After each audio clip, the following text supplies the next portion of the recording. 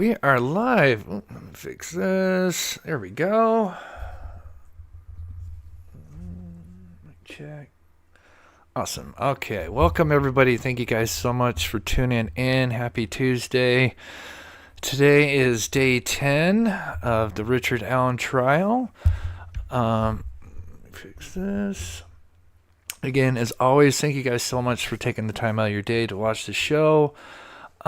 Usually what we do is we kind of recap the day before, and then we'll jump into today. It sounds like they are going over the interrogation videos from Richard Allen, and we'll go over those dates. Obviously, one of them's with with Holeman, and then the other one's with I think Mullins, Holeman, and I can't remember. I think there's three of them there, but and then that's where Richard Allen kind of talks about his new timeline.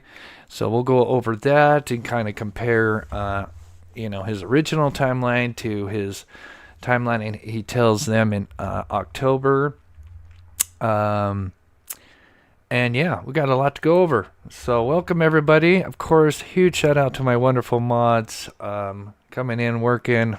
We usually go live a couple times a week, but of course, this is a case we've been anticipating for a long time now.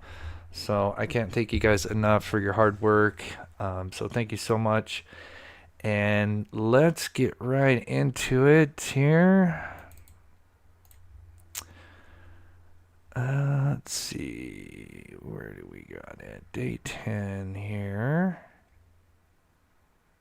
There we are.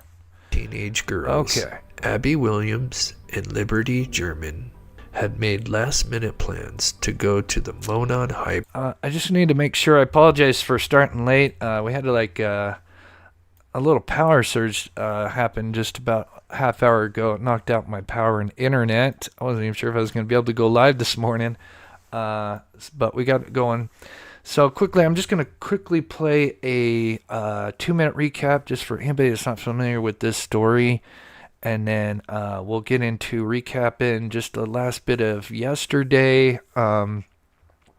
Because usually the times that we go live, we usually miss out on the last portion of the day. So that's why I always like to recap the day before.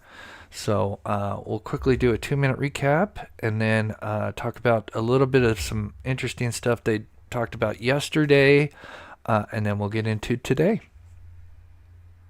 Bridge, which was supposed to be a teenage hangout with a historic trail and a really high old abandoned bridge. The two girls, who were best friends, just had a sleepover the night before and were excited when Libby's sister, Kelsey German, said she would drop them off as long as the two girls found a ride home, which they did. Although it was February, the temperature was nice for that day, and even though it was a Monday, they had school off that day. The two girls, Abby and Libby, would be dropped off just before 2 p.m., where they planned on only staying for a couple of hours. The two teens, Abby and Libby, would begin walking the 501 trail to the Monon High Bridge. As the two would approach the bridge, Libby, who had her iPhone, would take 2 pictures, one as they passed the first platform, and another which shows Abby looking down as she is crossing the scary, tall, gap-filled railroad tie. The girls didn't know it yet, but they were not alone.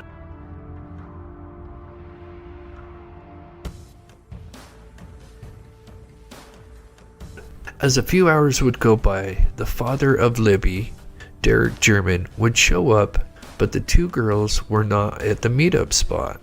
Thinking that the two teens just lost track of time, he would end up calling Libby's phone. The phone was ringing, but no one was answering.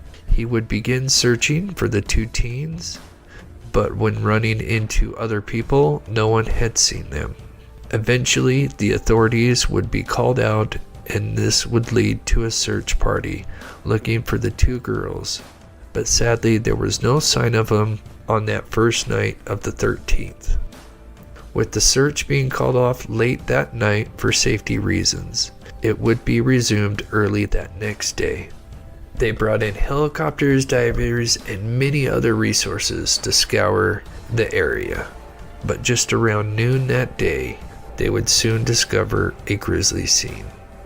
Authorities would discover the two girls across the river, and both had sadly been murdered. Investigators solemnly identified the two bodies found in Carroll County as 13-year-olds Libby German and Abby Williams. We would soon get multiple press conferences, including one of the most memorable statements by Superintendent Doug Carter.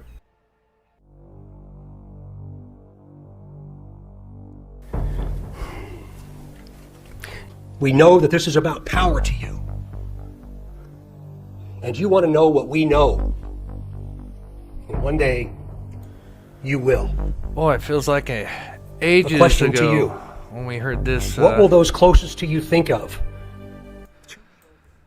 This press conference, man, it feels so surreal that seeing that thing played over and over so many times, wondering if we would ever get to this point. This says, I'm very concerned and I think he's going to be found not guilty. We haven't even got into the confessions yet, so I think it's early days, but I think they're coming soon. It seems like the defense is even, because they've got some witnesses, obviously. I forget how many they got. What was it, like 100? No, it wasn't 120. I think that might have been the total. I can't remember. I got it written down somewhere, but they had a lot of witnesses they're calling forward. But they filed a motion, I think today or yesterday, with Jesse James, and they were trying to get him in on November 1st, which I don't think, obviously, the prosecution is going to be done by then. So we'll have to see. But yeah, we're definitely at least halfway, or maybe more than halfway. So the confessions, I'm sure, are going to be at the end. So let's get into a little bit of day 9 real quick here. Now, yesterday, we're not going to do the DNA because, that was a good portion of yesterday. And but then they brought in Cicero. Okay, yeah, this is it. And that is where we finished our live. We didn't really cover Cicero, and of course, he was a crime scene tech, and kind of went over the crime scene again, which I feel terrible for the family, having to hear this stuff over and over. But he revealed some interesting ideas, opinions on the, because one of the questions is, I think a lot of people have is, since Abby was dressed in Libby's clothes, did the killer kill her and then, dress her, or was she killed after she was dressed in Libby's clothes? And according to him, we'll read his statement, he believes because of the evidence at the scene suggested that she was most likely killed after she put on Libby's clothes. So we'll read that and then we'll get into today. So I'm just trying to get to Cicero here. Here we are. Okay, so again, we're just going to quickly highlight yesterday, just this last portion. Again, trigger warning, because of course he's kind of going over the crime scene, but there's some heartbreaking stuff in here, really heartbreaking. But I want to go over it just because there's, again, some details I think we've all been kind of wondering about, and let's hear what he has to say. So he was asked to help in the Delphi case on February 12, 2024. The jury was shown many pictures of bloodstains on the scene and the bodies of the girls. As the pictures were shown, several jurors closed their eyes and looked away. He highlighted flow patterns and voluminous amounts of blood on Libby's face. At one point, he highlighted the patterns on Libby's cheeks were consistent with tears. Of course, at that point, Libby's grandmother, Becky Patty, put her head down and cried. Cicero said that the blood pattern on Libby was consistent with her being seated. So, of course, she was attacked kind of by the tree, or near the F tree, as it's labeled. And at some point, she was in a seated position, maybe by the tree.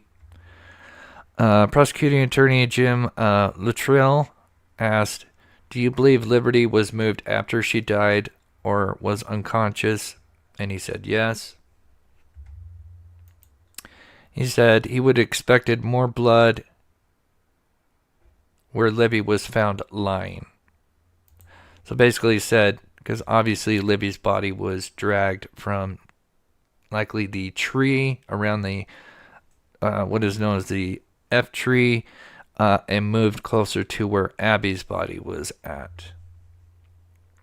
Of course, the jury was shown more crime scene photos.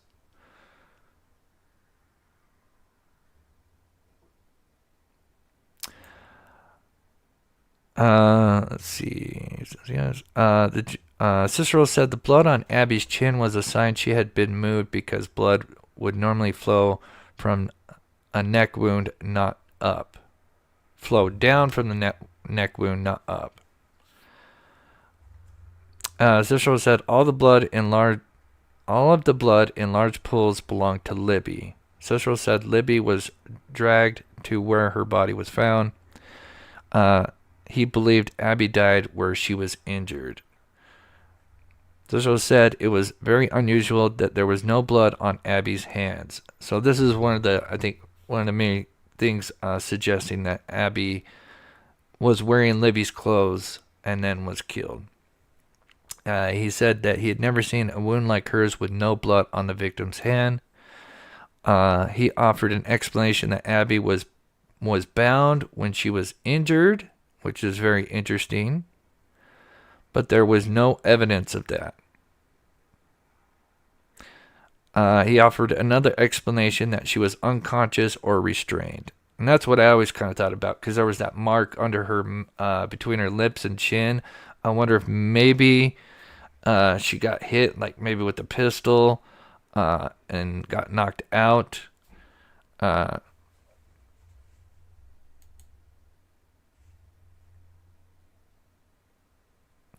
But unlike where Libby, where she had blood, because obviously she had gripped her wound, Abby was different.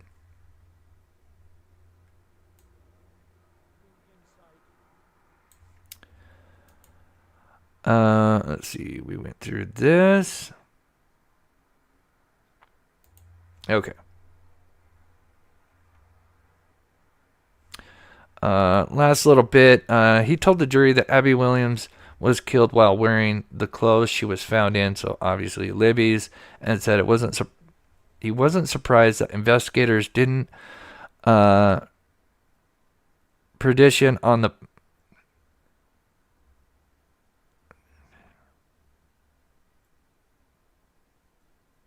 I'm just reading this, proofreading this. Said he wasn't surprised that investigators didn't prediction on the bodies given the climate and temperature of February 13, 2017. He added that he believed at least one person killed the girls, but couldn't rule out that more than one was involved.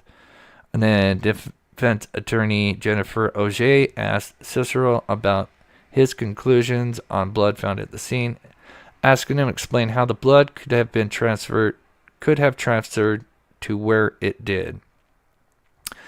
Auger asked if the girls could have been lifted. Cicero said not necessarily, including her body could have been turned. He mentioned in early testimony Libby's body may have been moved or dragged after death. He confirmed to the court, though that at some point Libby German's neck was above her head. OJ noted that it would have been highly appropriate to document any drag marks found at the scene in February. So we'll listen to. I'm going to play a little highlight, and they also talk a little bit more about Cicero's testimony about the drag marks, because they, of course, defense mentions that there's no drag marks, but he says it is consistent, because under Libby's back, because she was nude, there was leaves, bloody leaves, and the reason why there wasn't like drag marks is because obviously the blood and the leaves, they would shift with her, and it wouldn't really leave the typical drag mark because of that scenario.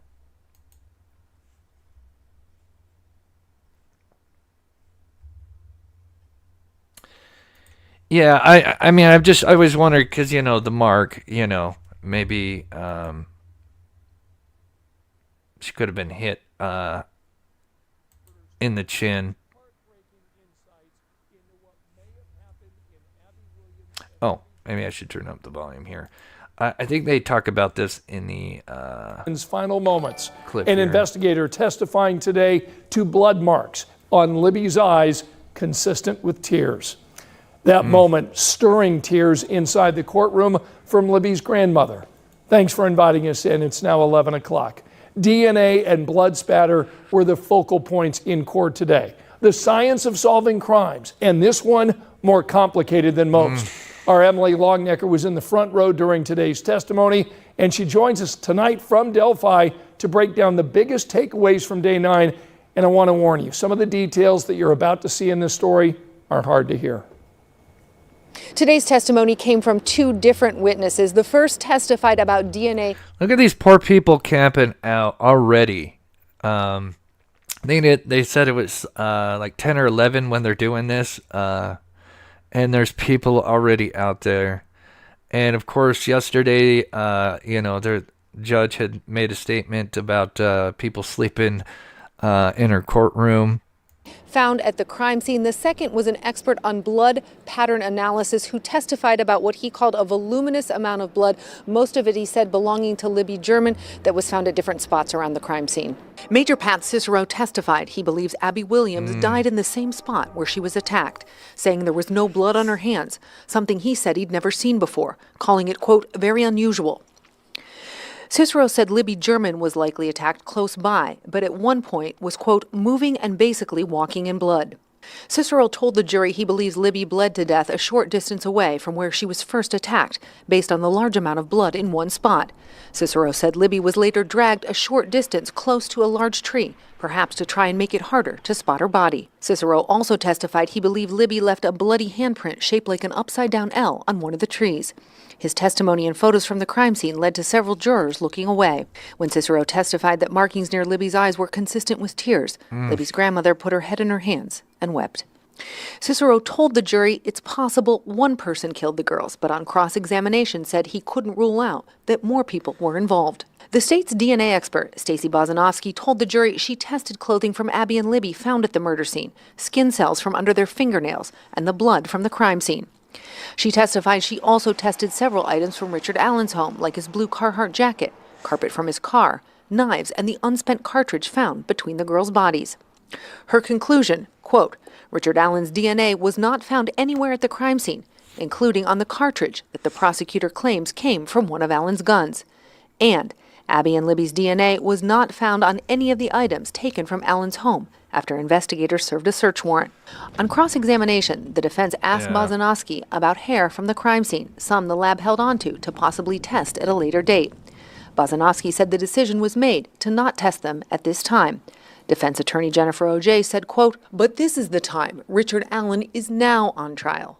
After the jury was dismissed for the day, the state brought in a motion for new evidence, Google search history. They didn't say what that Google search history entailed. The defense said that Kathy Allen is prepared to testify about this motion. In Delphi. Oh, I wonder if Kathy's going to try to take the fall of whatever Alan was searching on his what is it, Jacko account, some weird email account that I've heard rumored about.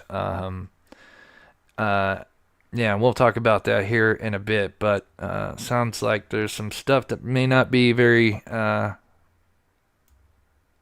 good stuff to look. Well, we'll talk about here in a second. I wanted to show something before I forget. Let me turn this down. There's one shot in here at the crime scene. You know, defense always says, you know, how people didn't see the bodies there, and that's kind of one of the theories is why they believe the bodies were moved and brought back, and that's why the searchers didn't find them. But you'll see, there's a shot I noticed in this clip. I'm pretty sure it's this clip. You can see the valley that they talk about. And, you know, obviously it's just one short clip, and I saw it. And I'm like, you can actually see the valley, because it's certain, you know, there's tons of shots at the crime scene. But there's a lot of them, it's really tough to see that little kind of valley. And in this news clip, I noticed you can actually see it pretty well. Here it comes.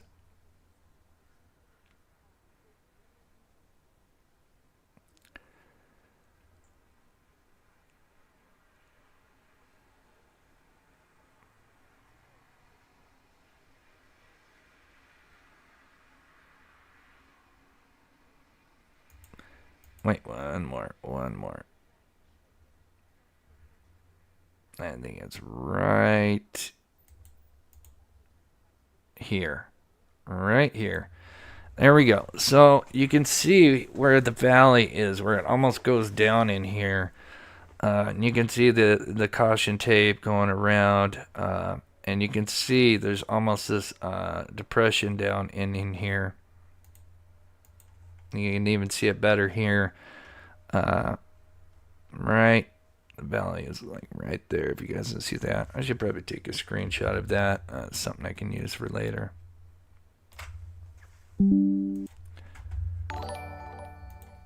Alright, so we're going to continue to today. Let me just put this away for later. That was something I spotted.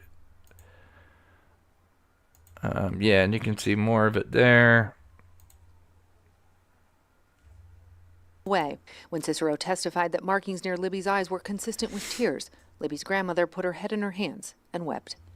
Cicero told one the jury person can drag a body. I mean, obviously, you know, Richard Allen's 5'4", Libby was 5'4". They're probably about, you know, same height. I'm not sure on weight, but, you know, you can drag somebody by their legs. You know, carrying a body would be another story, obviously, but dragging a body, we've done experiments before on this channel. One person killed the girl. And it's not like he dragged him miles, or not miles, but, you know, yards. He only drug Abby, you know. I'm not sure how many feet from the F tree or upside down to where the crimes or where the bodies were at. It wasn't very far. Cross-examination said he couldn't rule out that more people were involved. The state's DNA expert, Stacey Bozanovsky, told the jury she tested Clapper's body to not test. Okay. All right, so we are on to day 10. Curious to find out what Alan was researching, but we'll get back over to that here in a minute. But let's just read chat here.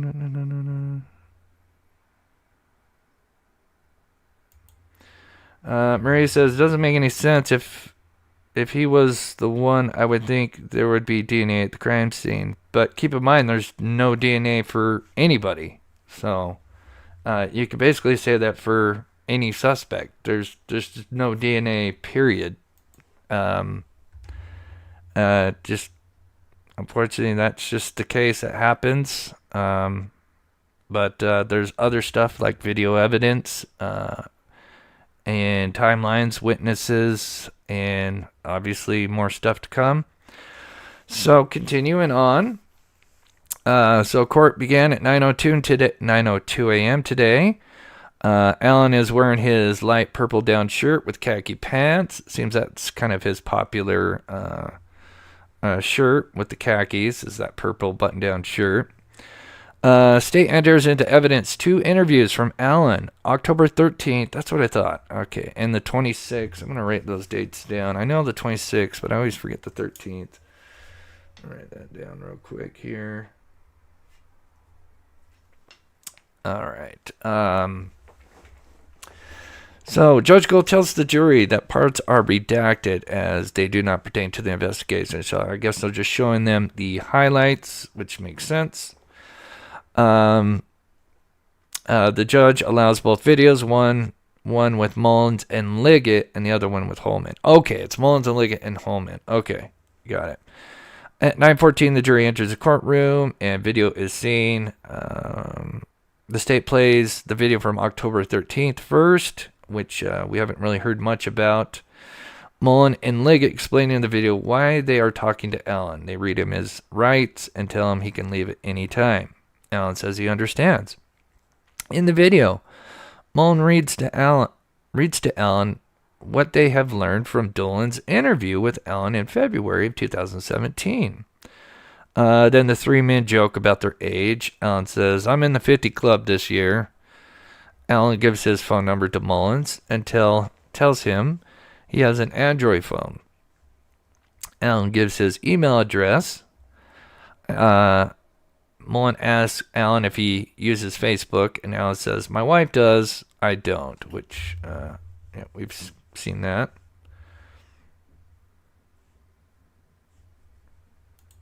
Hey, Red Sauce. DNA is sadly, especially outside, unfortunately, but quite common.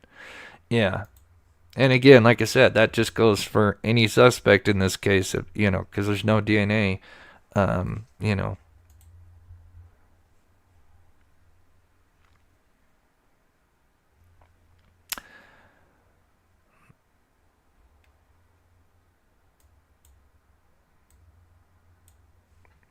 Okay, continuing on.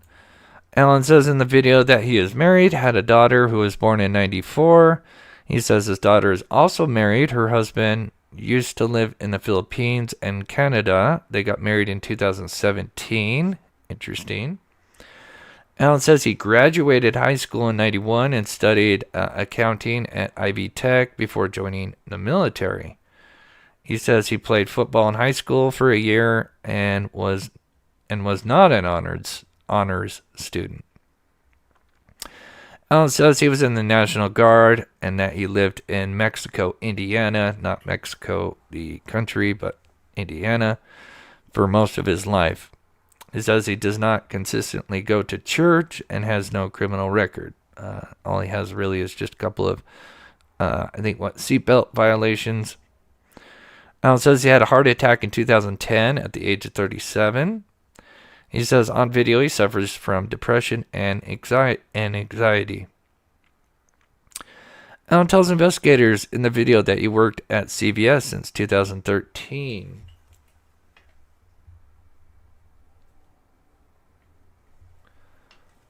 And let me just emphasize, not as a pharmacy technician. He worked as a shift lead. I previously worked at the location in Peru, which we've heard interviews from co-workers from that place in Peru, and said he was a creep. He says he worked for Walmart for 10 years before that, so clearly he has basically a history of working in retail, which I can relate to.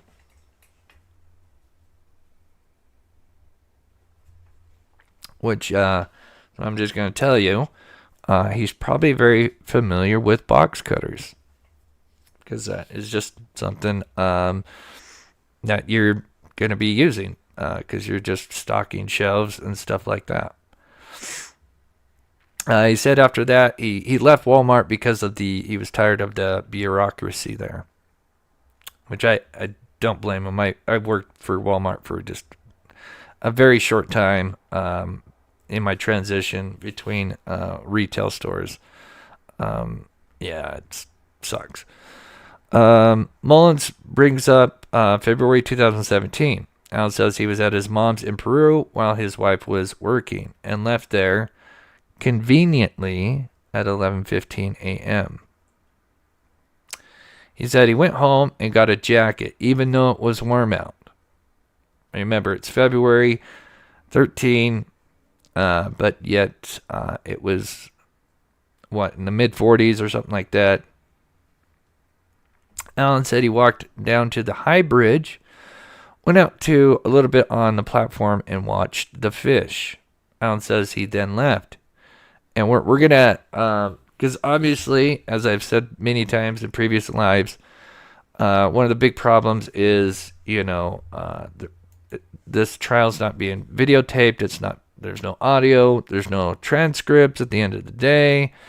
And so we have to kind of go off journalists' blogs or notes. And obviously, they can't write down every single word. So they're going to miss stuff. And the acoustics in the courtroom are apparently terrible. So sometimes people can hear some parts of the testimony where some parts they can't. And sometimes they interpret what they hear and they get it wrong. Such as an example, girls down the hill, which, there's been a lot of misreporting, but I don't think it's, obviously on purpose. It's just accidental. Just like the glitter that we were talking about last week, which just, yeah.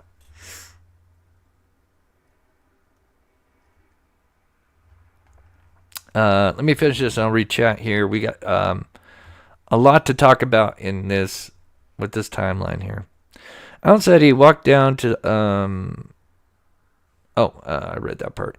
He said, okay, so, actually, let me just read this. Alan said he walked down to the high bridge, went down on a little platform, went out a little bit on a platform 1, watched the fish. Alan says he left. He says he parked either on the bridge side or near a smaller bridge, which is Freedom Bridge, or near a smaller bridge. Okay, we're going to talk about that. Leggett shows him a map of the area. Mullins explains where things are on the map, because he has him point out, like, hey, where did you park? I'm glad he did this.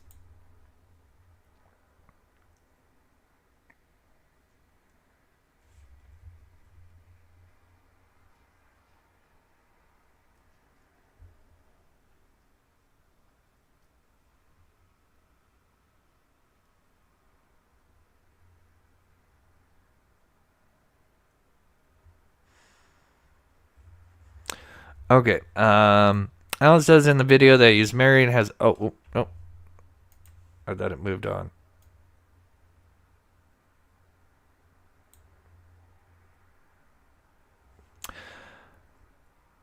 Okay, is this the new one? Okay, this is the same one. Yeah, here we go. Police asked Alan where he parked, but he had a hard time describing where he parked that day. He says the bridge side of things, Alan said. Mullen asks Alan to mark the spot on the map. Alan marks 2 places saying either there or there, which I think is kind of convenient. That way, Mullen asks Alan how he drove there.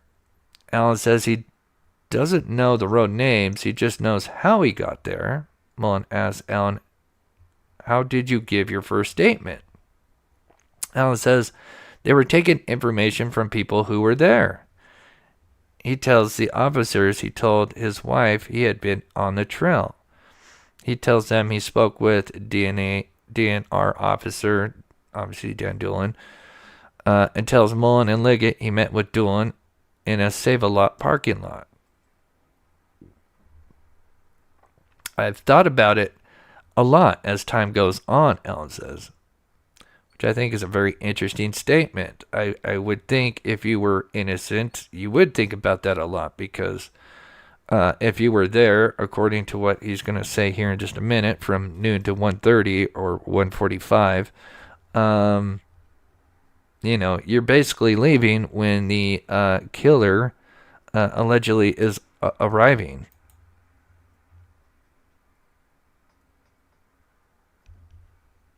Alan tells the officers he's arrived around noon, walked around before leaving at 1 or 1:30, and then there's another reporter that says they put, so I'm not sure how he worded it, but they put 1, 1:30, and 1:45. So I don't know if maybe he meant to say, or the people that are writing this meant to put, because it sounds like he might have said 1, 1:30, or 1:45. But I could be wrong. Maybe he put 3 times. Alan tells the officers he saw 3 girls near the trailhead, who he described looking like sisters. Oh, wow. Interesting. Because the 4 juveniles, 2 of them were sisters. Interesting. But yet, of course, the defense side of Pro Allen's say that this 3 group of girls were a whole other set of group of girls.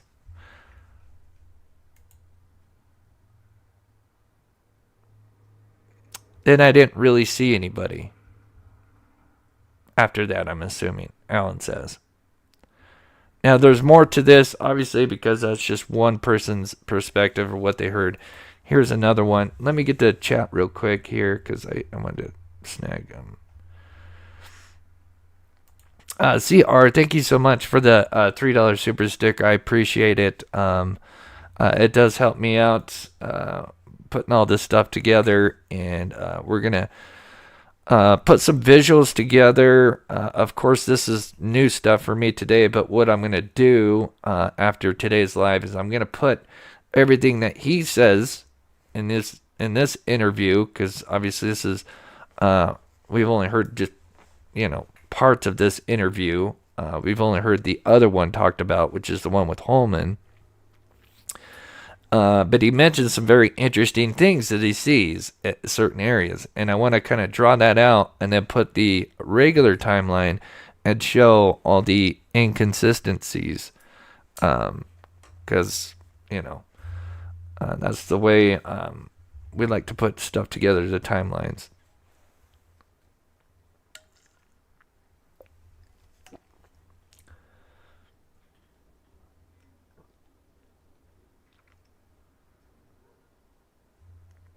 Heart attack, wanting sympathy. Yeah, possibly.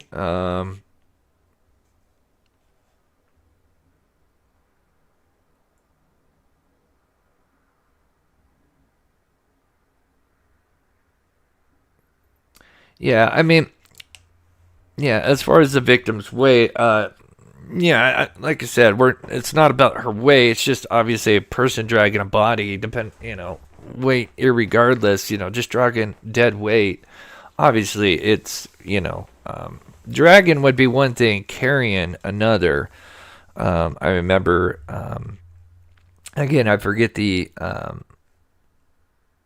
what case it was, but, this guy wanted to get 50 grand from this girl. She heard that she had obtained 50 grand.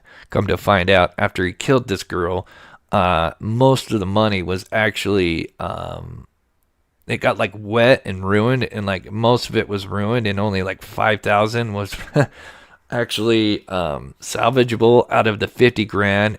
And so this guy killed this girl, and they were almost, I wouldn't say best friends, but friends for many years, and it was terrible. Anyway, long story short, he threw her body over a bridge, and so he had to lift her, and he actually broke like his leg or arm when pulling her body out of the trunk, and still, because I'm assuming with the adrenaline, was able to lift her body over. But anyway, he ended up breaking bones just by handling dead weight. Okay, excuse me. Continuing on. Alan says he didn't go out there. Alan says he didn't go out there all that often, but that it varied, and that he'd gone out there a time or two in the winter months. Okay, so that's bullshit, because we know that there's a photo album that they found which has a bunch of pictures of the Monon Trails and Bridge. Now, it could be maybe he's talking about the winter time, but according to this, it sounds like, I didn't go out there all that often. Mullen asked Alan if there was any way he would have driven, if there were any other way he would have driven to get there, because obviously they know there is a black Ford Focus at 127 driving westbound that is caught on the Hoosier Harvester camera. Alan says maybe, but really they always took the same route through downtown. Alan says he was driving downtown a few days after the girls died when the officer called and they agreed to meet at Save-A-Lot. So he was driving downtown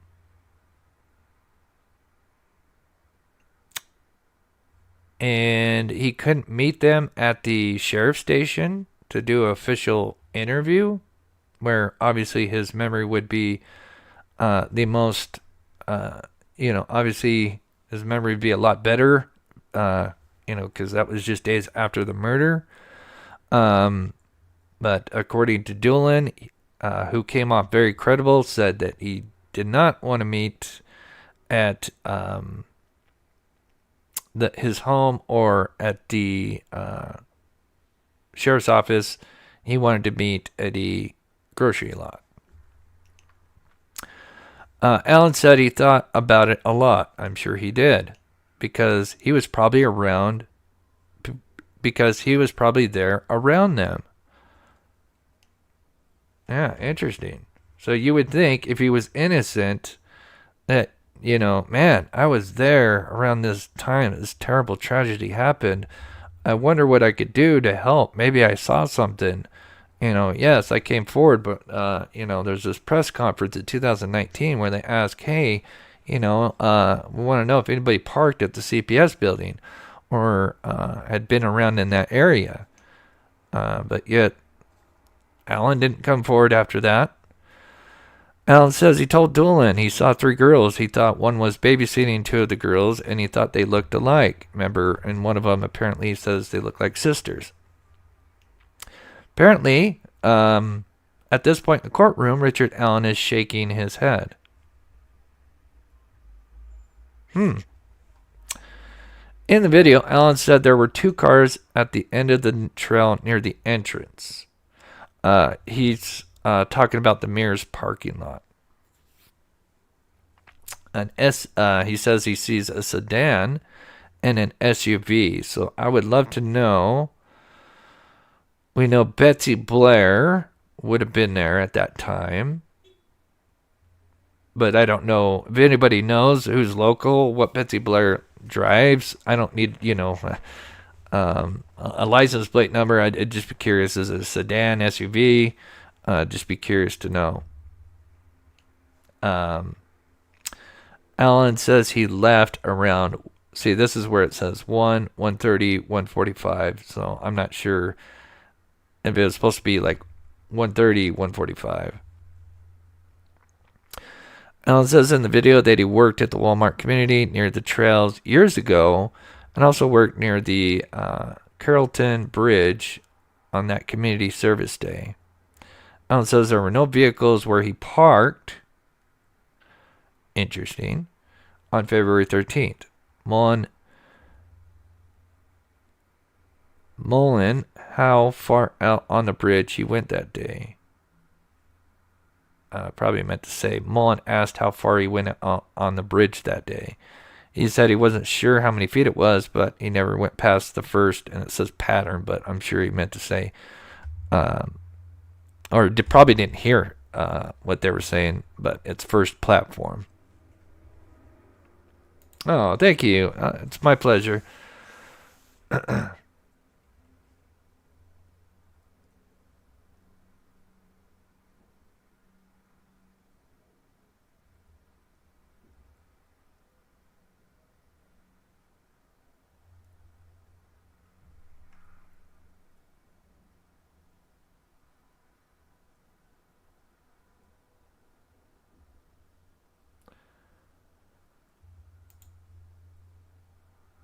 Yeah. Yeah. Yeah, we'll come back to his statements here because there's some issues. Don't forget, there's going to be some stuff I've only heard rumors about, so I really don't know what it's about. But I've heard, it's not good about his this certain email that he has that now Kathy is apparently going to be called as a witness for the defense, probably to, get thrown under the bus and take the blame for it. But curious to find out what that's going to be. Oops, let me back this up.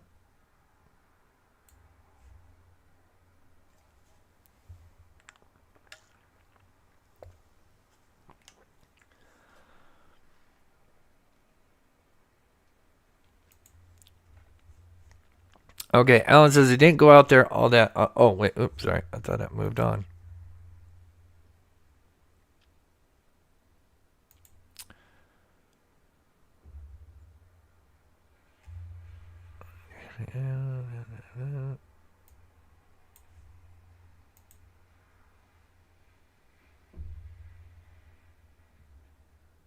Maybe I should just pull up the thing here. There we go. Liggett asked, we'll capture that. Explains, I don't know how I ended up missing. Let me just pull that up. So that's going to be video.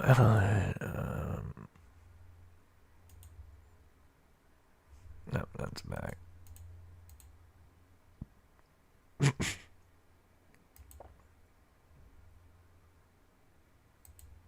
There we go. Okay, Liggett asked how and where he walked to the bridge. Alan doesn't give a clear answer. Alan explains he had a red Ford car before he got the black car. Obviously, we know he was driving the black Ford Focus. But apparently, he lost that car because he fell asleep. Mullen asks him about seeing the three girls. Alan says he did not see anyone else while on the trails, and he was walking towards the girls.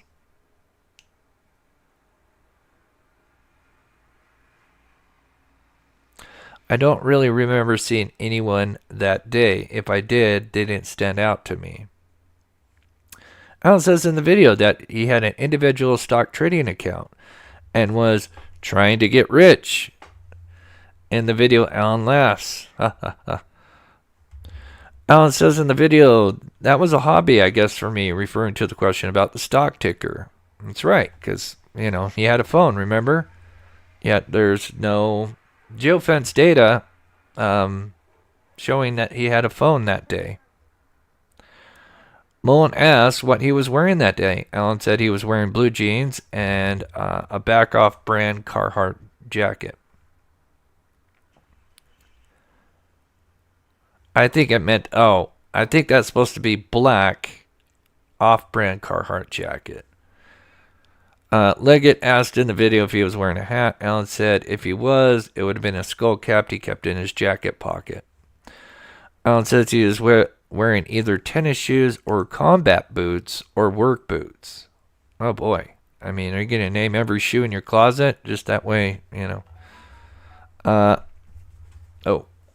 I think I know what that's for.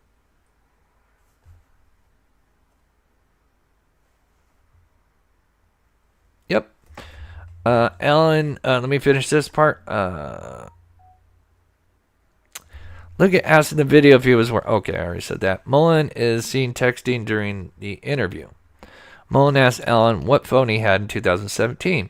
Alan says he doesn't know, but he had his current phone, because obviously now it's 2022, 5 years later, for several years. Liggett asked if Alan has a photo of his car and if they can confirm some of the information by searching his home and extracting data from his current phone. They ask if they can do that immediately. Alan asks, how long are you going to have my phone? Liggett asks, let me move this over a little bit. Liga asks what service provider he has. Alan says he uses Ting, which is based off Verizon. So, we have Metro PCS, which is offshoot of T-Mobile. I'm assuming that's same thing with Ting. Give me 1 second, guys, here. We got almost 700 people in here. Thank you guys so much for taking the time to join us. If you could, please hit that like button. It helps this channel out. I am just going to check the chat and slow it down just a little bit here.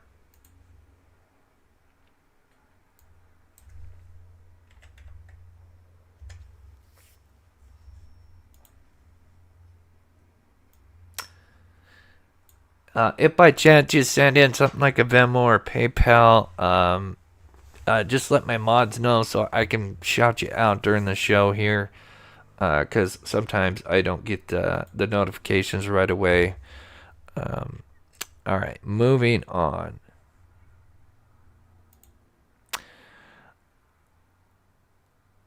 Liga asks the service provider he had in 2017. Alan says they can extract that information from his current phone. Okay. Moan reads another round of Miranda rights as it pertains to cell phone extraction. So obviously, if they take his phone, they kind of have to get his permission. It says in the video, I don't want to be someone else's fall guy. I thought we were talking. I haven't thought about this in a long time. Thought about what? This day coming? I don't want you guys to get someone from the public so we can close this thing. Very interesting statement. I haven't thought about this in a long time. Really. Alan says, starting to feel like you think I am the main lead here. Like it says, we decided to pick through this from the very beginning. So basically saying, we're starting from the beginning. And there's no fall guy. We're just going back, starting fresh again. If you think I might have actually done this and you want to get a warrant or something, that's fine, Alan said. Alan agrees to let them look through his current phone and says he will look for the phone he had in 2017. We know that phone is gone. Alan decides not to sign anything until he speaks with his wife. So a minute ago he says, that's fine. If you want to get a warrant, I'll cooperate. But now we have issues. According to another thing, Alan apparently recycled his 2017 phone. Yet he keeps basically all of his other phones, but he just happened to recycle that one in 2017.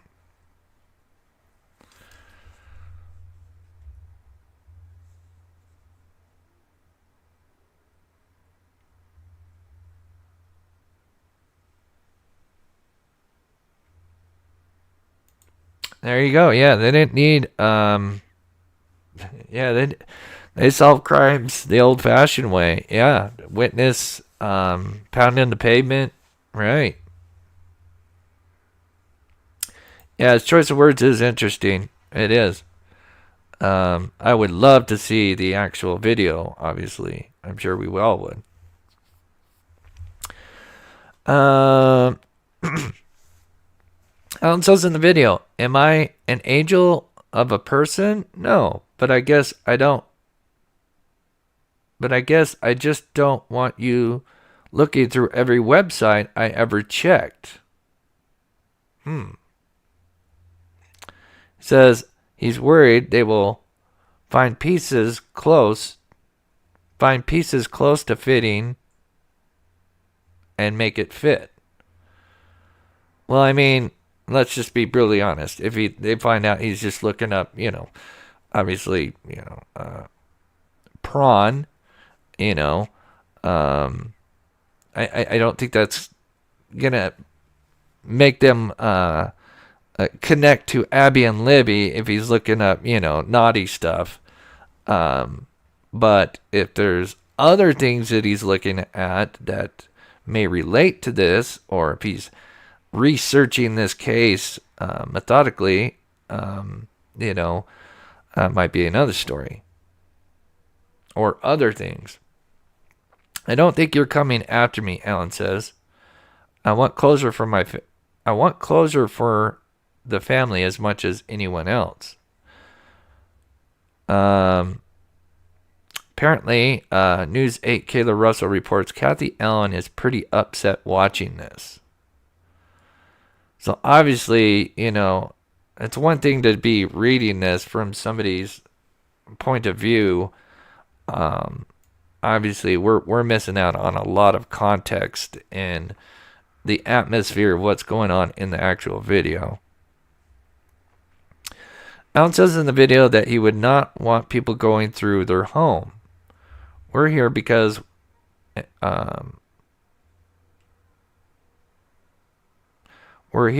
we haven't found the guy who did this. Weird statement. I don't want to become that guy. Really weird. Alan says there's nothing to tie me. I'm not worried. I had nothing to do with it. If I had anything useful to you, I would give you anything I had. Mullen explains in the video why they want to look at his car. Alan talks about watching Dateline every week with his wife and doesn't want to be that story. Again, that's such a weird statement. Why would you be, if you're innocent, why would you be worried about that? If you are innocent, why are you worried about being part of a story? It just doesn't sound like something an innocent person would say. Alan says to the investigators, this is out of left field, guys. I'm going to talk to my wife before I do anything. This impacts her more than it impacts me. Mullen and Leggett step out of the room. Alan checks his phone. They return, show him photos of his car going to the trail. Uh-oh. Oh, there's a black Ford Focus at 1:27 p.m. Mullen says, we've been able to talk to your wife and daughter. Oof. Mullen says his wife and daughter describe Alan's mental health issues. Mullen shows Alan a picture of Bridge Guy. Mullen asks, is this you? Alan says, and I don't know, this is weird how it transfers to this. Alan says, I was going to shoot myself one night. I don't have psychological issues because I went out and killed 2 girls. So I'm curious if this is like out of order or if this is how it played out. It's kind of weird for him to say that after being asked if you're Bridge Guy. Alan's wife is crying and sobbing in the courtroom as this video plays. Mullen asks in the video, why is this information showing us one thing, but you're saying another? Alan says, if it feels like he's being interrogated. What info do you have? He asks. You have that I was out there. I told you that. After a cut in the video, Leggett says, we have people that saw you. Leggett then leaves the room. Alan says, you're not going to try to change my words around. Mullen asks, the question is this you? Alan replies, no.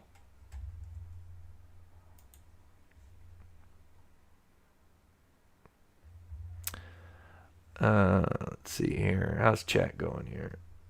There we go.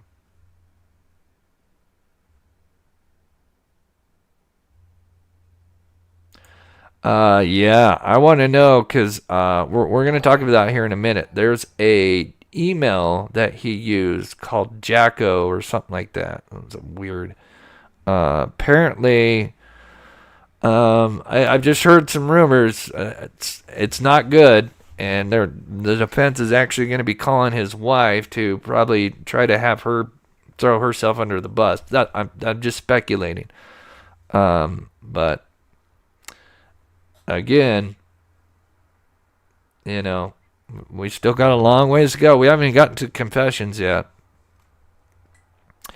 Mullen says in the video, you were out there to do this to the girls, or you were trying to introduce them to someone.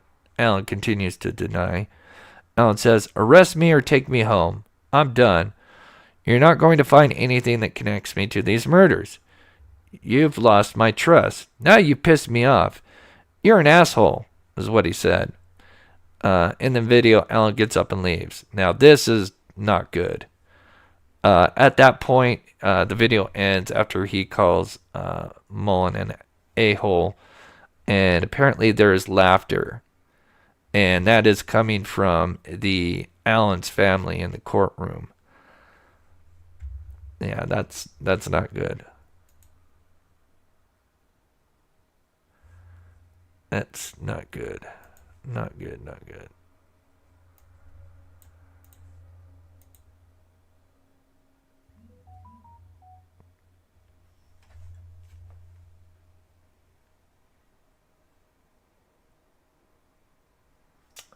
Thank you so much, Carol, for the PayPal. God bless you. I appreciate the support. Yeah, why didn't he ask for attorney?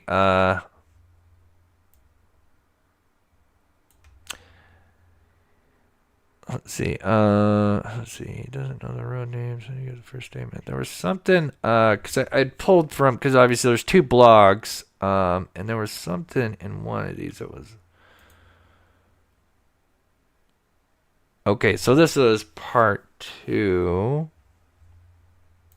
Okay. All right. Before we get to further on, let me just show you what has been going on.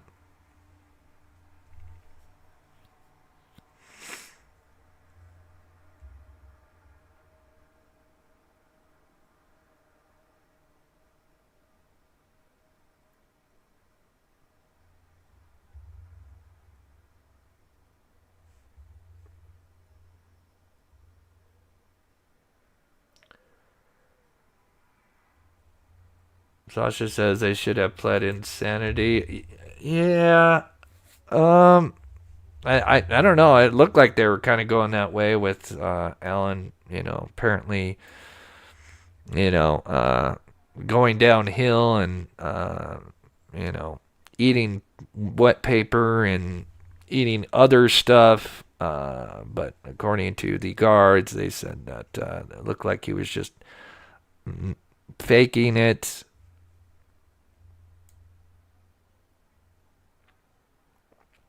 Okay.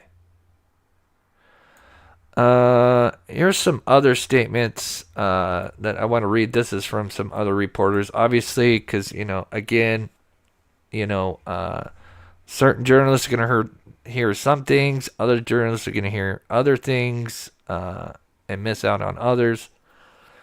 So here's another guy that kind of just broke it down. Basic. R.A. appears understanding but denies knowing anything. I think we're done. Mullen continues to try and ask questions. The video cuts out. R.A. says, you're trying to turn my words around. Is this you? He says, no. Mullen says, you were out there to introduce the girls to someone. You're not going to find anything to connect me to the Murrays, so I'm not worried about it. So arrest me or take me home. Video cuts out. Oh, oops. Sorry, I wanted to...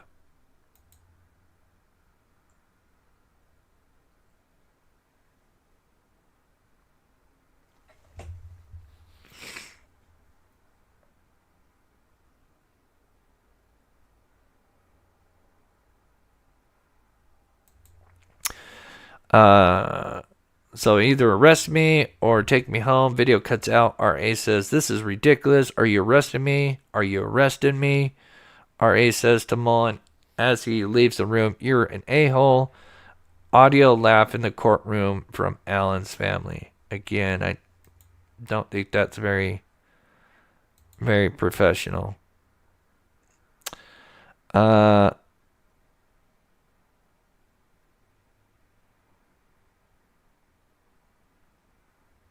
Max says the video showed Richard Allen wiping his eyes at times and appeared he was shedding some tears, which is interesting.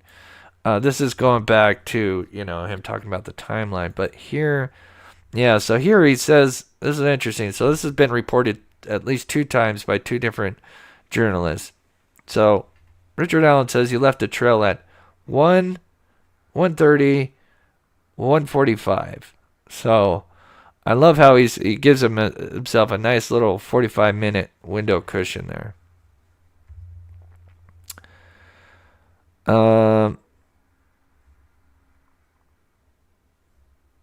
Lots of discussion where Richard Allen parked. Yes, because we want to know.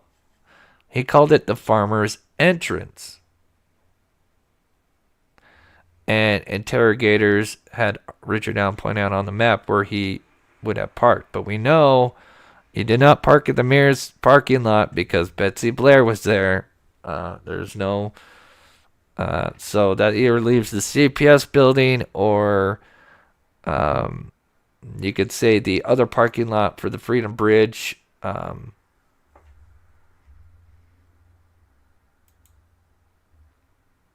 Richard Allen says he saw 2 cars parked at the Mears entrance.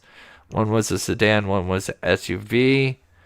I'll have to go back and look at Betsy Blair's testimony because she obviously parks at the Mears parking lot. She would have been doing her second round or her second loop. So Richard Allen says he saw no vehicles where he parked. So clearly he parked in an area that no other vehicles were around.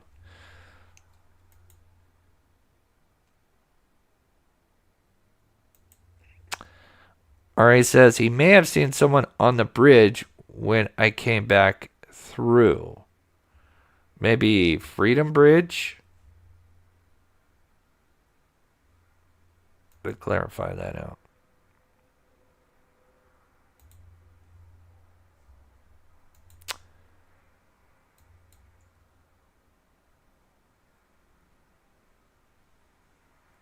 Okay, so after he says he went home saying that he wanted to get to home to watch stocks. Because remember, he's an investor and he's trying to get rich. Ha ha ha. Hey, Cat's Life, welcome. Come on in, take a seat. We're just going through today's testimony.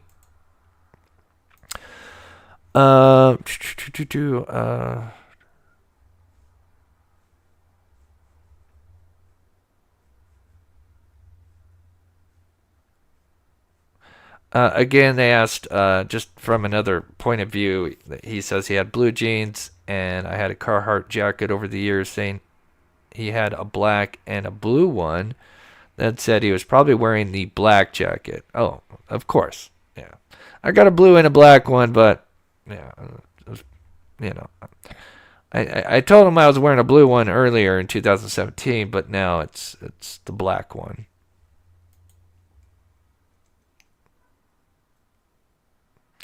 And then I thought this was very interesting.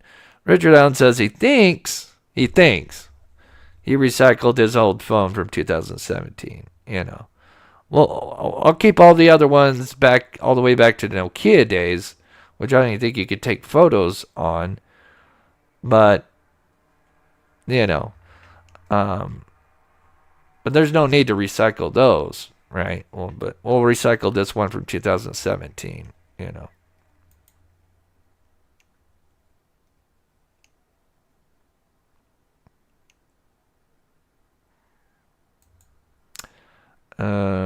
Okay, most of the stuff we got over. Like it says, we're just trying to cross our T's and dotting our I's. Talking to everybody on that trail that day. Richard Allen says he's not questioning anyone's integrity, but I'm not going to have police going through my house and stuff. And on one side, I could understand a little bit, but again, if you're trying to help with the investigation and you're local and you know that they've been trying to solve this for 5 years, I would think, and if I was innocent, I would, be like, yeah, go through it. Get me off the list, please. Get me off the list. Move on to the next person.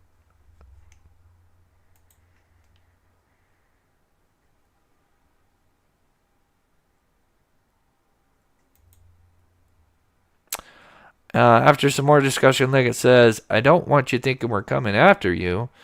Richard Allen says, I know I wasn't out there that late. Of course, he's leaving before the murders happen.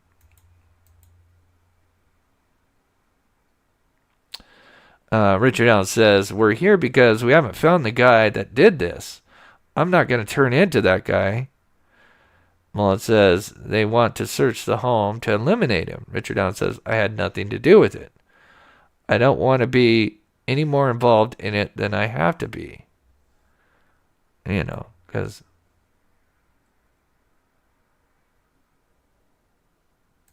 you're innocent. You would think you would want to help. Because remember he said earlier that, he wants that family to get justice and closure.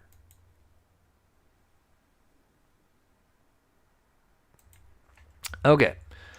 Let me take a sip here. Now we're going to get into just a side thing here, and then we'll continue on with part 2 of what's going on.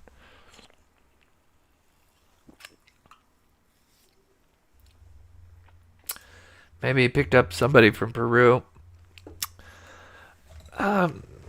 If you believe there's some kind of secondary entity involved in this, maybe. I don't think so. I'd be curious to know. I think it's interesting. He says he's leaving his mother's home at 11:15 a.m. Of course, obviously they didn't think to interview his mother back in 2017. Could be curious to know what she would have said the time he left. Okay, this kind of comes from a side source. I wanted to share a few things that were interesting from the discovery before CVS. Richard Allen was employed at the Chrysler plant, which, that's something that a lot of people have, that's a big plant. A lot of people work there. We have some Google preservations data, which references 3 accounts.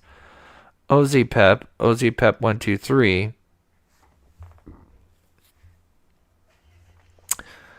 Fojako, and that's this going to be the interesting one. Next is the evidence collected from the Harvest store camera, very detailed and thorough, and better than you probably think. So he's saying that's I'm assuming he's talking about the Hoover store camera, because I remember, Mullins said that he was, before they actually just took the surveillance, like he was even able to take pictures. So clearly the cars that are passing, they can clearly, they can't get license plates, but, they can make out the cars very well.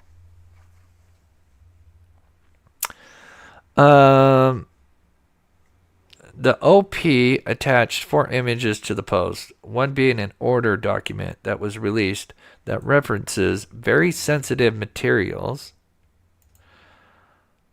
are not allowed to be copied or digitized. They have named 2 ICAC task force members. The fact that there is evidence this sensitive, combined with the fact that ICAC members on the witness from October, should give you a clue as the type of evidence this document refers to. The other 3 images attached are screenshots of the document, thumb drive map, which I believe is in the discovery. We're checking out the original post for a look at the thumb drive map screenshots. Interesting headings. I just can't personally understand the significance of some to explain. So, this is by Turbo. Nick dropped the bomb I've been waiting for a long time. The defense is going to try to use Kathy Allen to testify to help Allen out of a hole he's in with this Fojacko account, which is a Gmail or email. Pretty sure by the phone number in the PCAA. And lots of research that patterns of life and fog reveal are going to drive the nail into his coffin. This faco@gmail.com is an email account that Allen used to communicate with investigator Steve Mullen. The detective Vito has been waiting since Friday to get on the stand. He was there again yesterday. So I really don't know a lot about this. I remember hearing something about this that has some really allegedly damning info on Allen.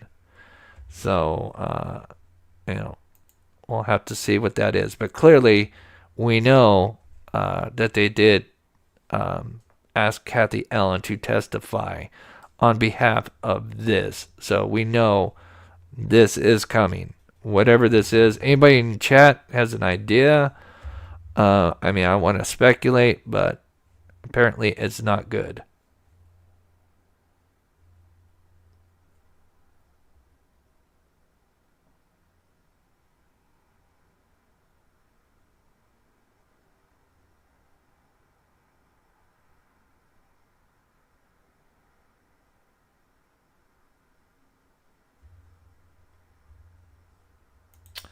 Yeah, if I was innocent, clear me. Get me out of the way. Move on to the next guy.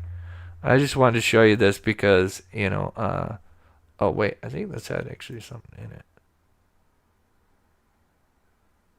Oh, yeah. So, when they were talking yesterday, during Cicero's testimony about the crime scenes, talking about how, poor Libby had tears in her eyes, I could tell. While she died. Juror 11 and 12 were holding their heads in their hands for a long time because obviously they're seeing these terrible crime scene photos. Juror 6 was visibly shaken and was closing his eyes and reluctantly looking back to the screen. I watched Allen yawn at one point while these crime scene photos were being showed. Allen yawned.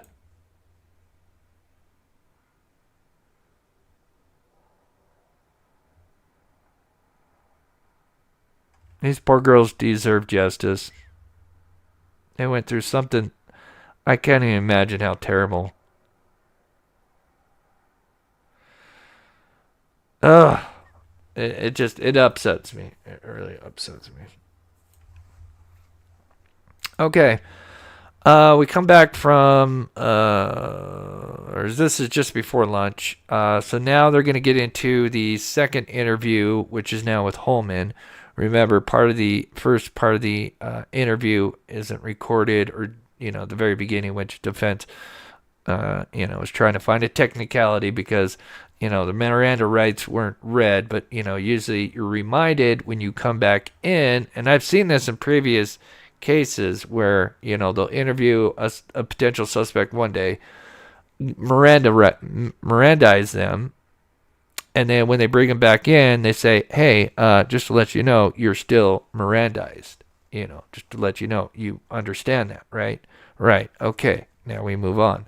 So I don't see why they really thought that would be necessary because, of course, they're going to reiterate as he comes back in 13 days later that he's still Mirandized.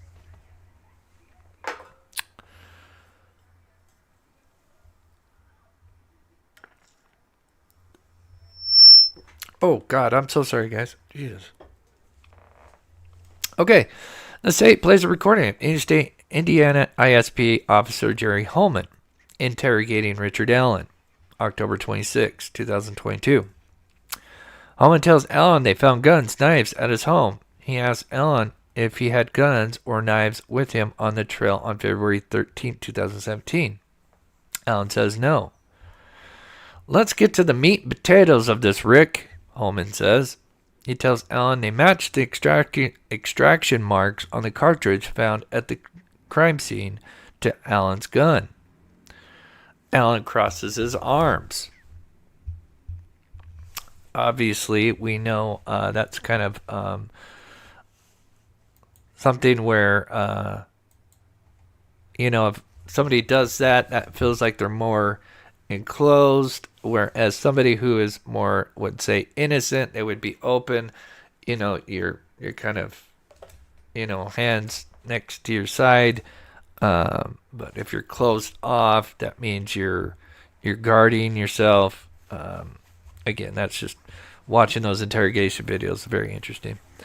Holeman tells Alan he is on Alan's side. He says, "You've already stated here, there's no backing out. The damage is done." Holeman tells Alan he doesn't think Alan should be the fall guy, but there are experts who say Alan is the guy in the video. Alan says he doesn't even know how his bullet would have gotten out there if it's his bullet.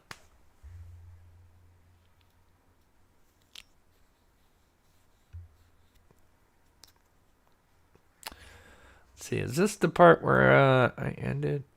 Okay. All right, so let's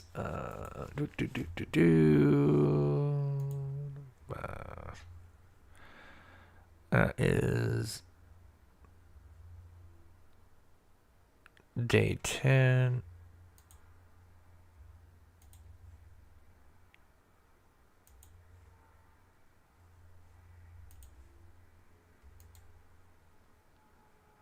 Okay, here we go. Budget car rental discounts. Okay, there we go. We just read that part, Okay.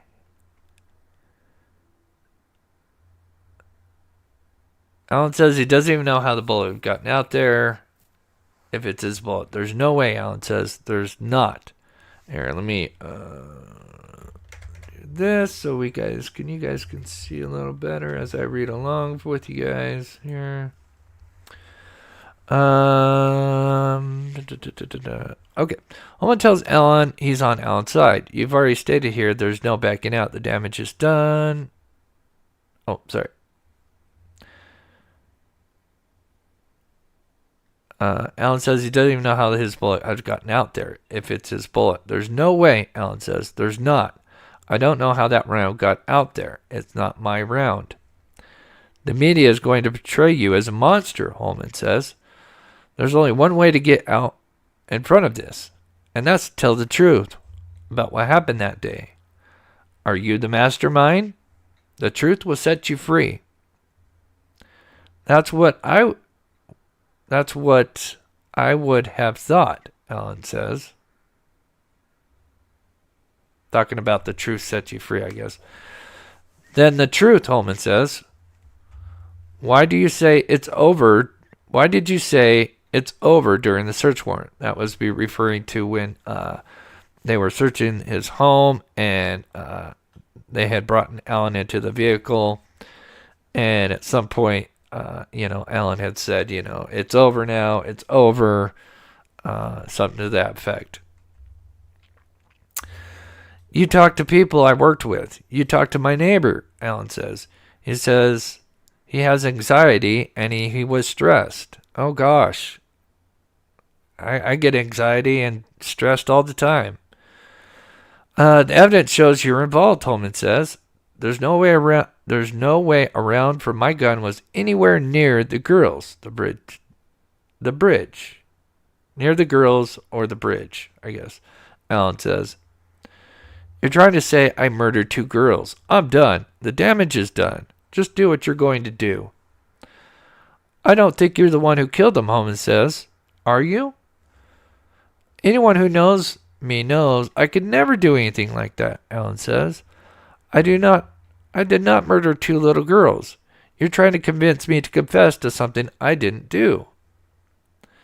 The science doesn't lie, Holeman replies. It didn't come out of my gun, Alan says. It didn't come out of my gun. I can't explain it. It didn't come out of my gun. Holeman says the evidence points to him and that people said they saw him there. I'm trying to help you, Holeman says. He then goes to a technician to swab Alan's mouth for DNA sample. The ball's in your court, Holeman says. I'm trying to help you. Why does all this evidence point towards you? I can't tell you, Alan replies. We have 5 witnesses who put you out there on the bridge with the girls, Holeman says. It didn't happen, Alan says. They didn't see me around the girls because I wasn't around them. I'm not going to admit something I didn't do. There's nothing you're going to have to implicate me because I wasn't out there. My cartridge, my gun was not there. You're wrong, Holeman says. What's my involvement? You tell me. I don't know how I'm supposed to act like this never happened. Sorry, let me take a sip here.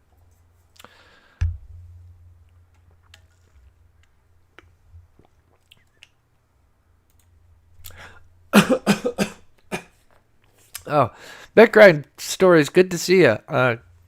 Huge fan.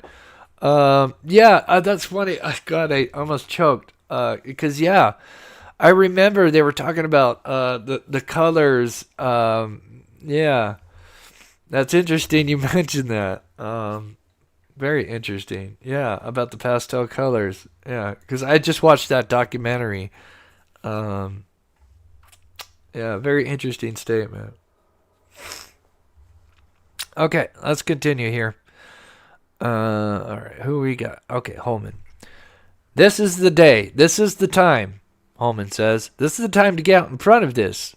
You made a mistake. I'm not going to admit something I didn't do, Alan says. I'm done. If you're going to arrest me, arrest me. I'm done. I'm not talking to anyone. This is ridiculous. I think you had nothing... Oh, wait.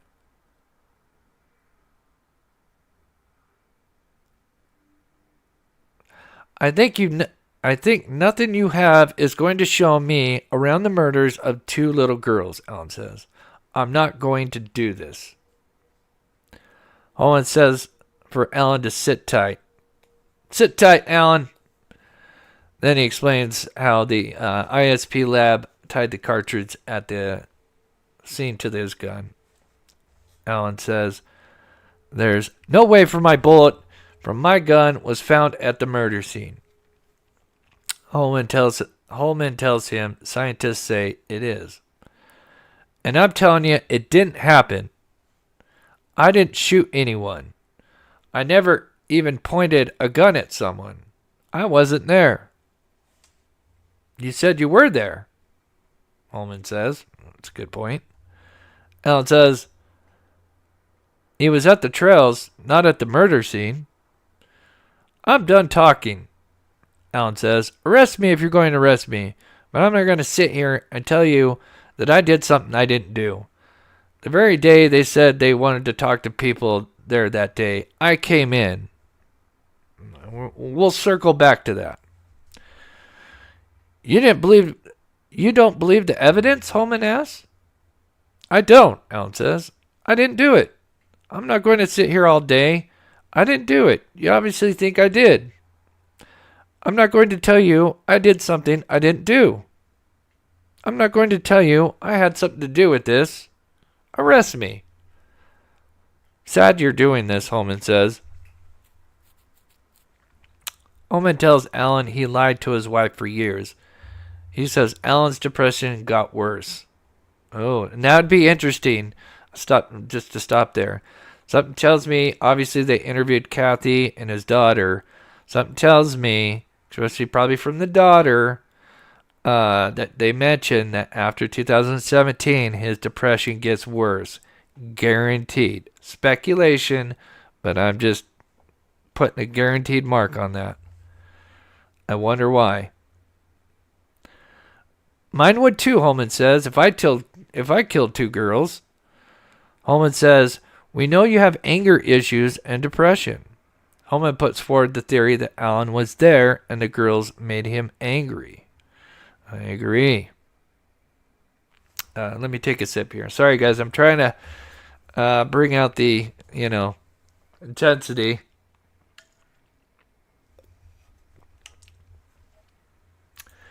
Yeah, I am. I'm trying to bring out the, the atmosphere of the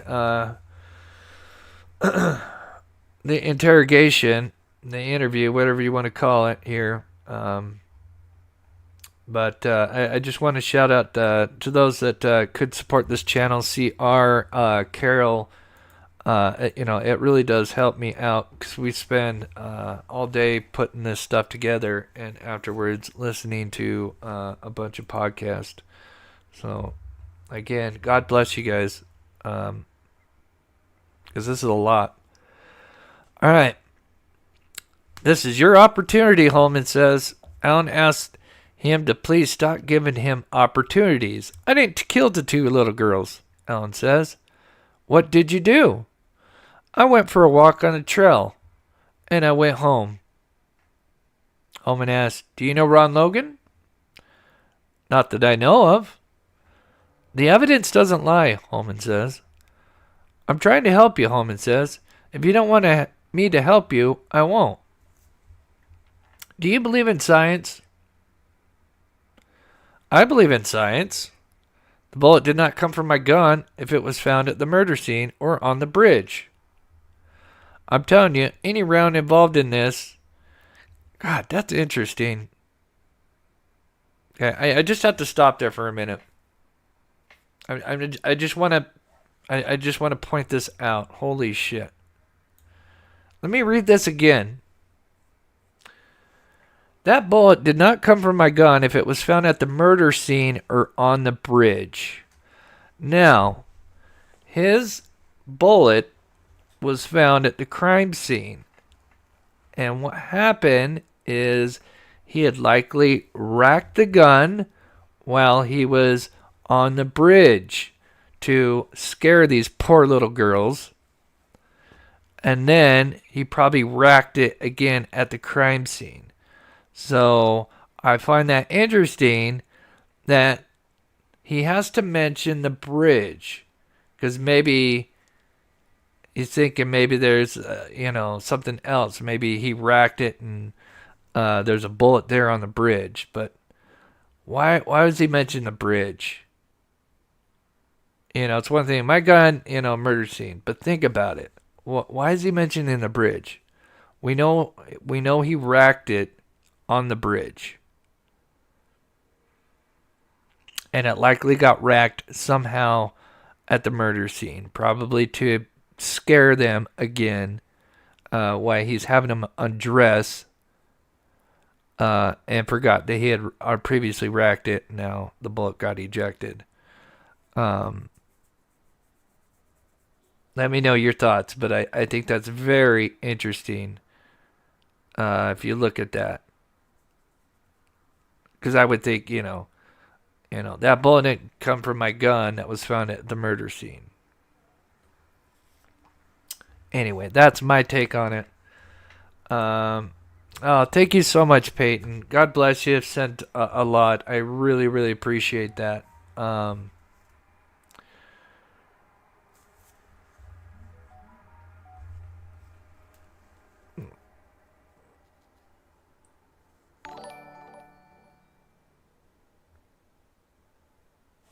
Yeah, again, thank you guys so much. You guys are amazing. And, of course, my wonderful mods, Sensei, Olivia, Mitzi, Dee, Jennifer. God bless you guys coming in and doing this.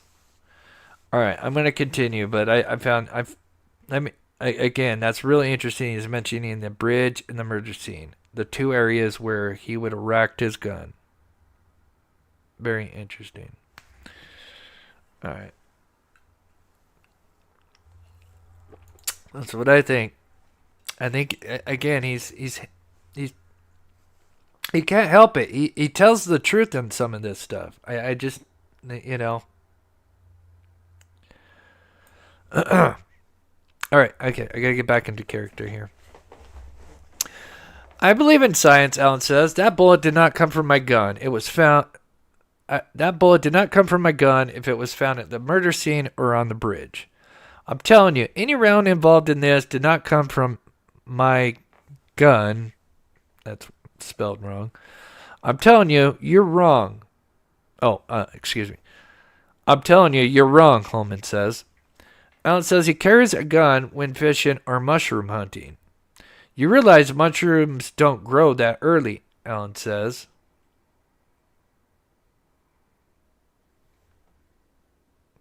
Alan says he carries a gun only when he's fishing or mushroom hunting. But he references, you realize mushrooms don't grow that early. But yet, he said he was out there to look at fish. That sounds stupid. Is that your round, Holeman says? You can't deny that. I didn't have my gun that day, Alan says. Holeman asks Alan what he wants Holeman to tell the prosecutor.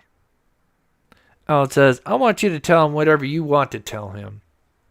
I'm not lying to you, Holeman says. Everything I'm telling you is facts.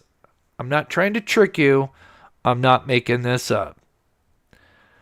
Alan says he has told them multiple times it didn't happen. I can't lie to you. I say this round is yours, Holeman says. Not my gun, not my bullet. Didn't happen. Holeman walks through the lab results again. I can't make that up. I'm not lying to you. That's unethical. This is official document. This is a certified official document. I got all this evidence we can present to a jury of your peers, Holeman says. I can't explain to you something I don't understand, Alan says. I wish you could. Holeman leaves the room. At this point, Alan has been in the interrogation room for an hour. He slumps his head, looking dejected. Alan gets up to use the restroom. So he slumps his head, looking dejected, and then gets up, goes to the bathroom. When the interrogation resumes, Holeman says, I don't think you're a bad person. Alan replies, what kind of person kills two people? Good people make bad decisions all the time. I can't tell you something I don't know, Alan says. I didn't murder the two girls. I didn't help someone murder the two girls. I can't explain something I don't know. We'll figure it out, Holeman says, before leaving the room. Then Alan's wife, Kathy, enters his room, and they embrace. Alan tells Kathy the police have been telling him Kathy believes... Wait.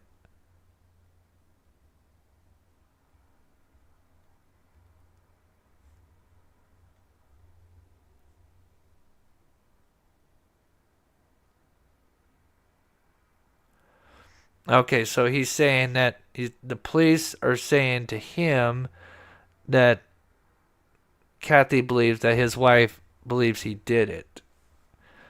I can't explain something I don't understand, Alan tells Kathy. It didn't happen. They really believe I did this. I'm not going to say something that's not true, Alan says.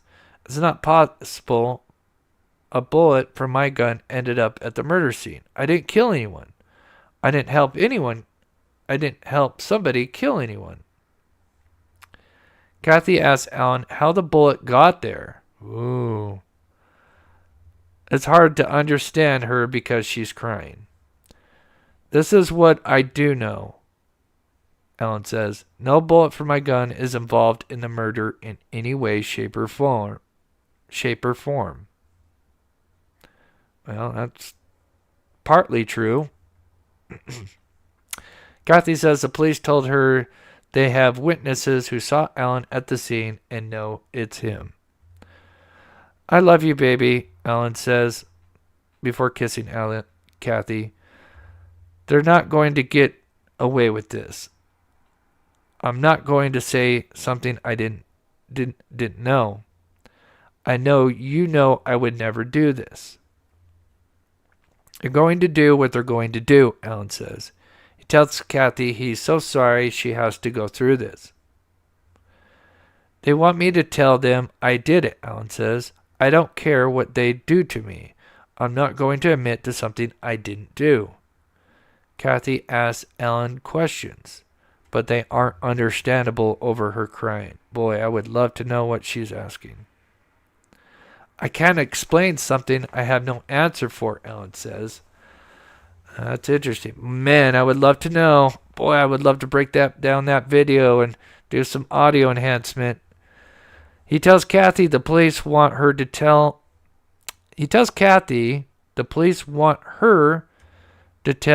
him she thinks he did it. He says she knows he didn't do it. Alan says Kathy knows him too well. Sorry, I got something in my throat.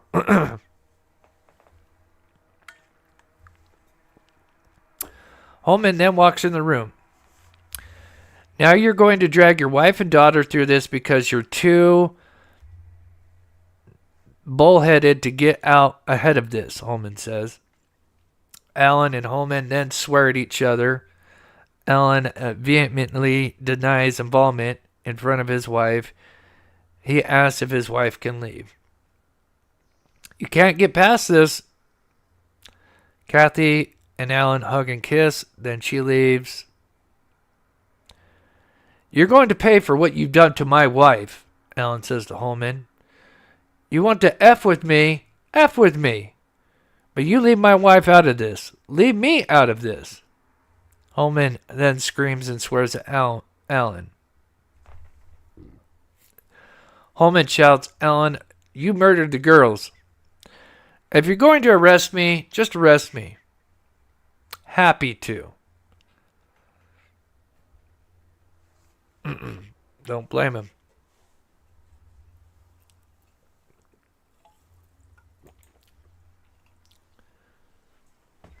Yeah, there's after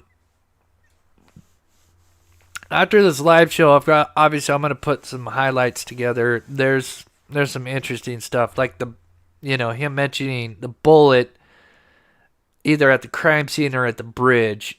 I think that was a slip up on his part, because that's the two areas where he racked a gun.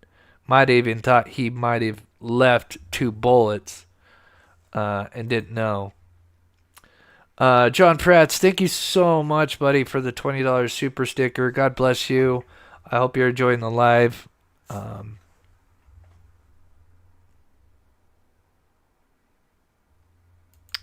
Well, it's quiet, of course, Moses. I'm sorry, I said Moses. That's not right.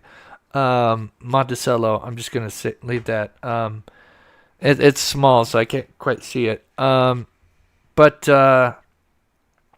yeah. Why shoot a gun if you've got a knife and it's quiet and you're at a trail where there's a bunch of people there? Clearly, he was interrupted and killed him because he was interrupted. So he knows people are there. So I doubt he's gonna use a gun. And clearly that worked. So of course you would go with something quieter.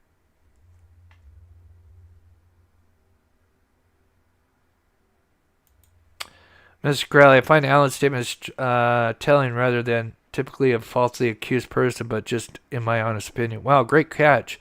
Won't find it on the bridge. Yeah. Again, that's...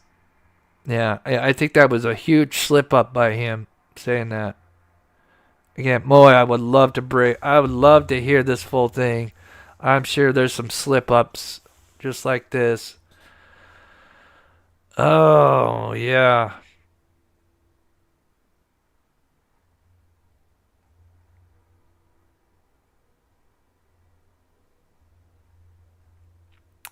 Okay, let's see what the other side's saying, because I'm sure there's probably some more stuff that's part of that interview that we will get from the other side here.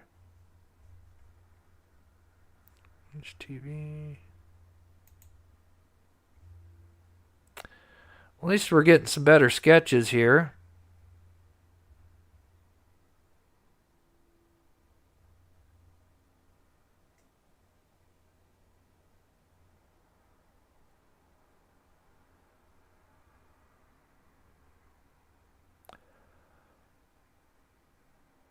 I'm just proofreading this real quick, guys. I'm sure there's probably going to be some stuff that obviously one journalist got and the other one missed. So we're going to kind of read it again. Obviously, some of it's going to be the same, but I'm sure we'll probably get some more stuff. I got to turn on my heater for a second. Can you give me 2 seconds, guys?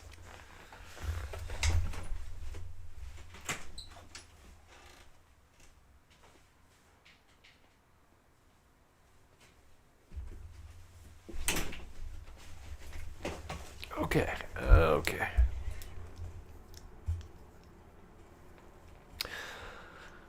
Okay, let's see what else is in this interview that maybe the one journalist captured and the other one missed. All right, let me blow this up so you guys can read it. There we go. Blue Doll, thank you so much for the $10 euro. God bless you. Really appreciate your support. I hope you're enjoying the live.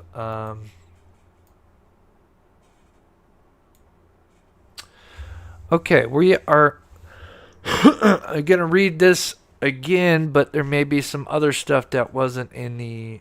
that may have been missed by the other journalist.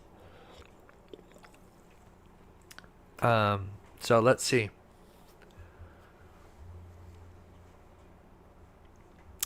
Okay, so obviously this is the interview from October 26th, the one we were going over, but this is from the other channel. So again, there's always stuff the other misses. Holeman asked Alan if he had ever loaned any of his items, like the gun, out to anyone where DNA could have been transferred. He also asked Alan if he had the gun on him when he went to the trails February 13th. Alan said he did not. In the video, Holeman tells Alan that the 6 hour matched the cartridge from the crime scene. Again, just for those who are not gun X enthusiasts, cartridge is the same thing as a bullet. Alan laughs in apparent disbelief and says he doesn't need to read the ballistics report. Ooh. That's interesting. Huh. Okay, continuing on. He says, "There's no way," he tells Holeman. "I'm on your side," Holeman says to Alan. Holeman asks Alan about saying it's over during the search. "The damage is done," Alan replies. Oh, referring back to the "it's over" statement when they were searching his home. Holeman then tells Alan the media will betray him in a certain way and asks, "Are you the mastermind?" "Mastermind?" Okay. He asks Holeman if he realizes what he's going through, telling him he has anxiety and all kinds of stress.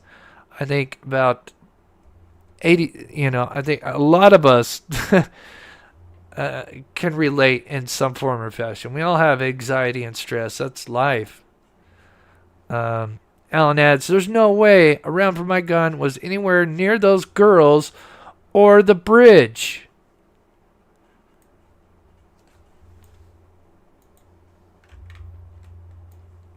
Why would you say that? You would say, they never mentioned the bridge. It said the bolt was found at the crime scene. Why would you mention the bridge? Unless you racked your gun on the bridge. He continues, "Go ahead, do what you want to do. Anybody who knows me knows I could never, even if I wanted to. That's not me." Holeman tells Alan the science doesn't lie, and the death penalty is on the line. Alan says he doesn't care. Ooh. Okay. In the video, Holeman tells Alan he was the last one to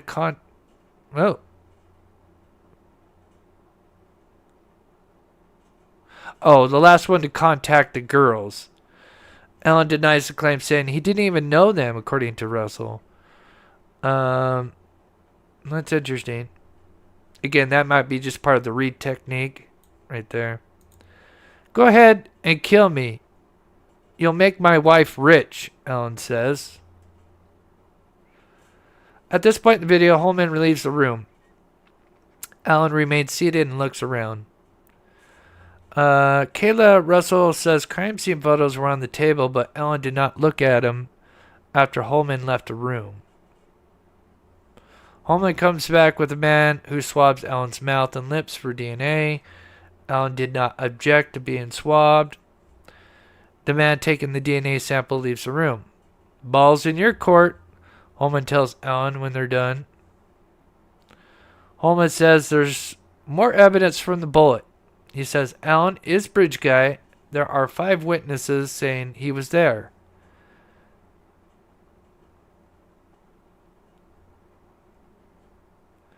Alan says, I'm not telling you I did something I didn't effing do. There's nothing you can do to implicate me because I wasn't out there. Holeman says, your conscience is trying to tell you to get out in front of this. Which I kind of agree, because he tends to tell half-truths. If you're going to arrest me, arrest me. I'm done talking. Nothing you have is going to show me anywhere near nothing you have is going to show me anywhere near the murder of the little girls. Holeman leaves the room. He returns and tells Alan that that witnesses saw him with a gun February 13th. I told you I was on the trail. I didn't tell you I was at the murder scene. I'm not going to tell you something that didn't happen so you can feel better about this. In the video, Alan says his wife will tell the police he would never do this. In the courtroom, Alan's wife Kathy nods her head. The very day police asked for people to come forward about being there, I did.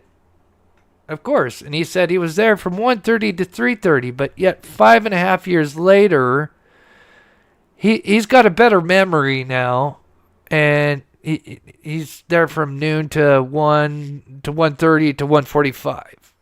Or the defense says 2:15. So, I mean, you know. But again, his memory gets better over time. Where I couldn't tell you 5.5 years later what time, at a park, if I was at a park, what time I was there from. There's no way. Alan continues to say Holeman is trying to trick him. Holeman again leaves the court. Alan appears emotional and shakes his head. When he returns to the room, Holeman says Alan's depression has gotten worse since the murders. Aha. I wonder why. Is that just a coincidence that his depression got worse after the murders? Is that something they heard from probably his daughter, maybe even his wife? If I murdered 2 girls, I'd have depression too, Holeman told him. I did not murder 2 little girls. Holeman asks Alan about his gun. Alan replies he says he carries his gun only when he goes night fishing or mushroom hunting. And then remember he notes that, well, there was no mushrooms in February. But yet, remember, he's out there watching fish and on his stock ticker. Yet, there's no geofence data to show he ever had a phone out there. At this point, Holeman, who has returned to the witness stand, tells the court he isn't lying to Alan, but that he told him several lies as a tactic. It's the read tactic.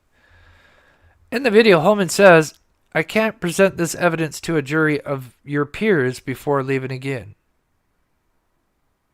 Holeman returns a short time later, tells Alan his wife, Kathy, wants to talk to him and goes to get her. What kind of good person kills two people? Ellen asks. Russell says that at this point in the interview, Ellen had not been read his rights. On Saturday, Holeman testified that the reading of Miranda rights was not recorded because, and I've seen this, usually when you recall a potential suspect back for more interviews, you kind of remind them in the beginning that, hey, you're still Mirandized. In the video, Kathy Allen enters the room and hugs her husband. It's going to be all right, Allen's wife says. He tells her that he can't believe she thinks he committed this. He tells her that he can't believe she thinks.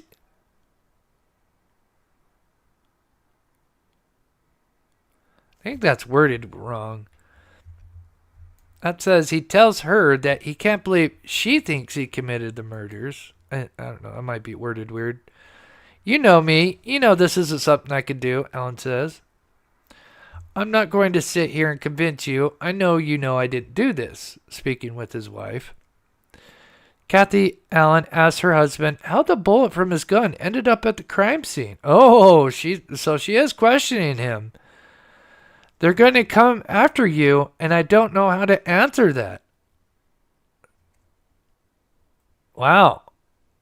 So it sounds like the one journalist probably couldn't hear some of the interview between Kathy and Richard while they're alone. This is fascinating.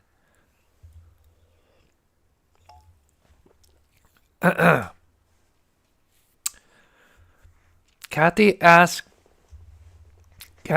asked her husband how the bullet from his gun ended up at the crime scene, adding, "They are going to come after you. I don't know how to answer that." Richard Allen tries to comfort his wife, telling her that nobody is in trouble and that he loves her. They aren't going to get away with this, Allen says. At this point, Richard Allen looked back at his wife in the courtroom and winked. Oh. Wow.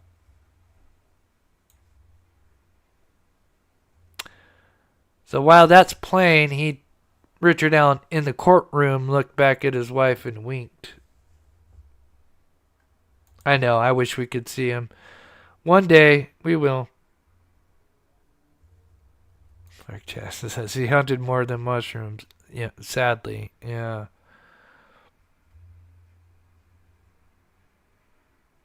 Okay. Continuing on. I'm sorry. I got like a scratch in my throat. Kathy Allen says again in the video that she can't understand where the bullet came from. It's interesting that she's so concerned about that bullet. Richard Allen tells his wife to say she wants an attorney and that they will let him leave. The video cuts back to Holeman in an interview with Richard and Kathy Allen. Richard Allen asks Holeman to let Kathy leave, and the two hug as she prepares to leave. Holeman tells Kathy to tell her husband to do the right thing as she leaves the room. Holeman exits the room, returns a short time later, and Allen's pissed off. "You're going to pay for what you're doing with my wife." In the video, Holeman screams at Allen, "Arrest me." "Happy to. You're effing guilty. And I'm going to prove it." The video ends at 12:45. I like it.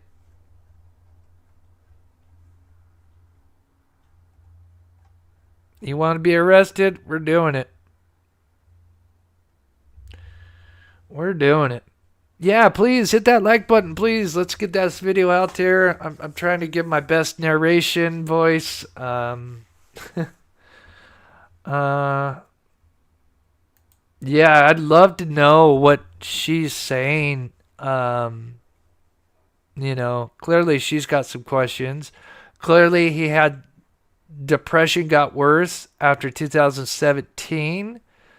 Is that just another random coincidence? Just like his phone, you know, they collect all their phones, but yet this one from 2017 is missing. You know, his memory gets better over time, even though he says he was there from 1:30 to 3:30. He's wearing a blue jeans and blue jacket, yet now he can remember that he's wearing a black jacket. You know,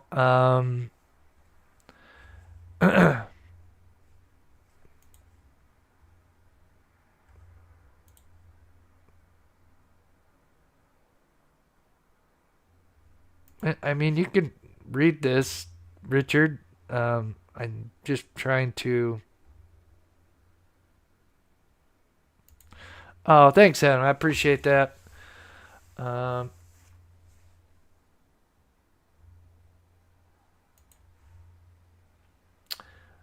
S. Doc, good to see you. What?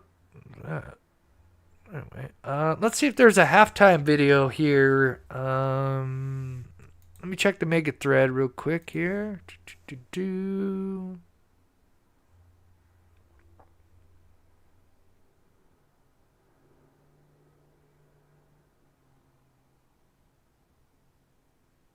Oh, whoa.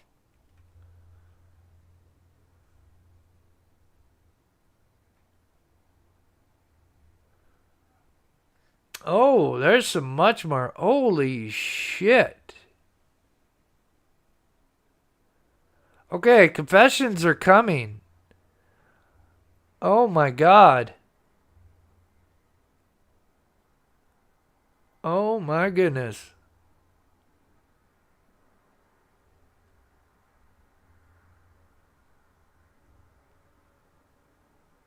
Sorry. Oh my goodness.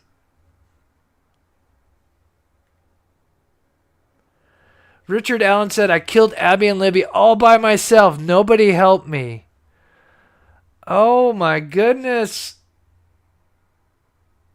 It said, I think coming to prison cured me from my depression and anxiety.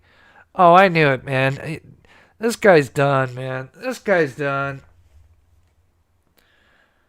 Let me make sure my phone is good here. Yeah, we got some big stuff. Don't go anywhere, guys. Oh, shit. Holy shit. Okay, what's going on?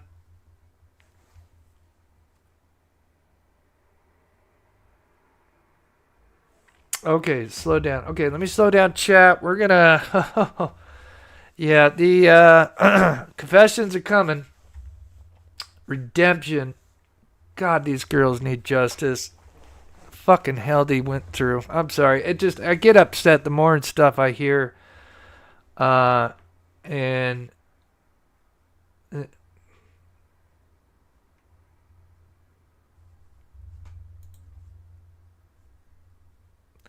I just get passionate because I've covered this case for a long time. We've looked at all these other individuals. Nobody fit, and Alan fits. The puzzle piece fits like a glove. Alan fits like a glove. He admits being there. He's confessed over 61 times, and I think this week is going to be a big week. Okay. All right. Let's see what is going on, because holy shit. Russ McQuaid, afternoon report, just came out, testified.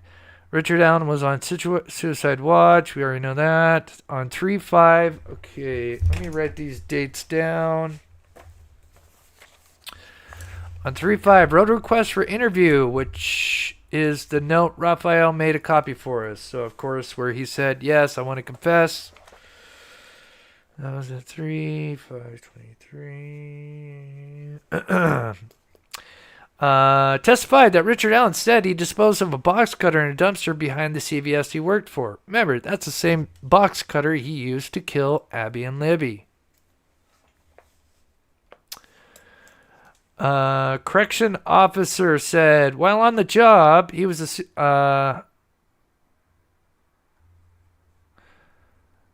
was to be a suicide companion to record everything Richard Allen said. On 4/6.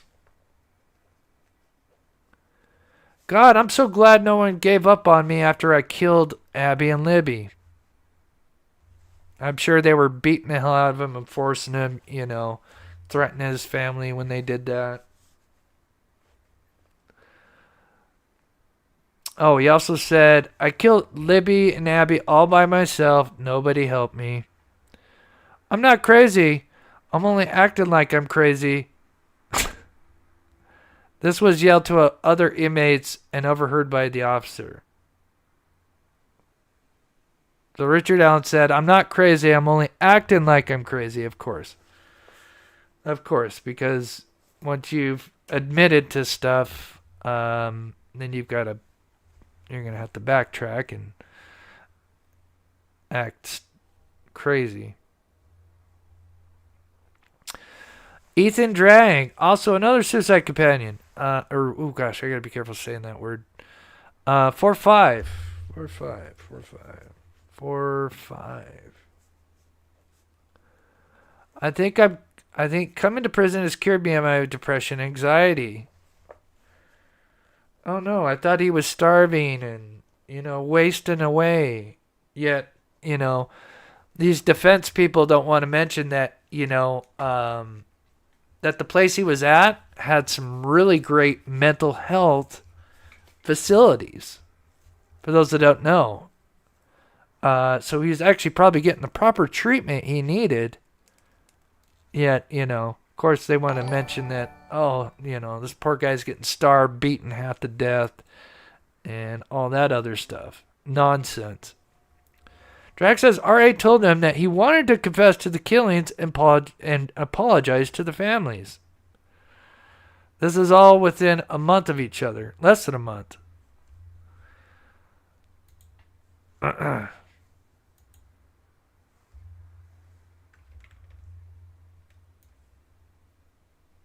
Yeah, so I think they're definitely coming this week. Bombshells are coming.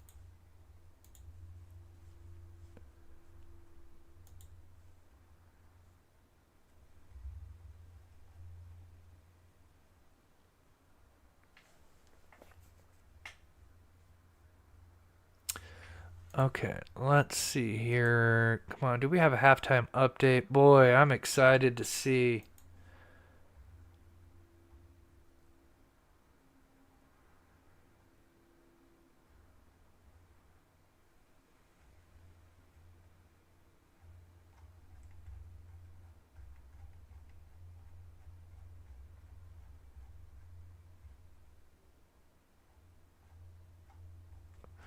Okay, sorry. I am just looking to find... Wake up ready to tackle your next adventure with the See if Ghost we Bed have RV mattress. see if we have a little Sleep in highlight. style and enjoy luxury.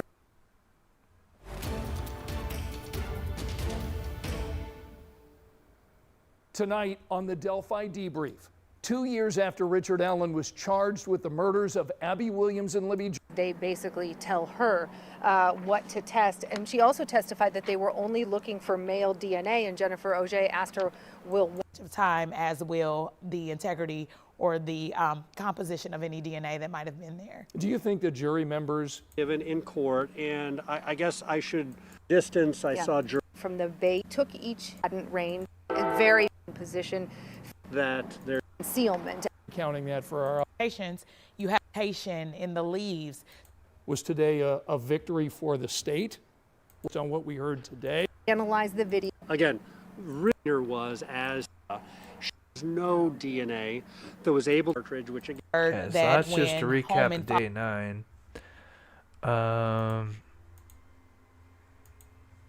Let's look at Twitter here. Oh my gosh, I am dying to see what these guys got here. And they happen every day. Oh, come on. Not the big flashy ones. All right. God, another active shooter. Angela, good note.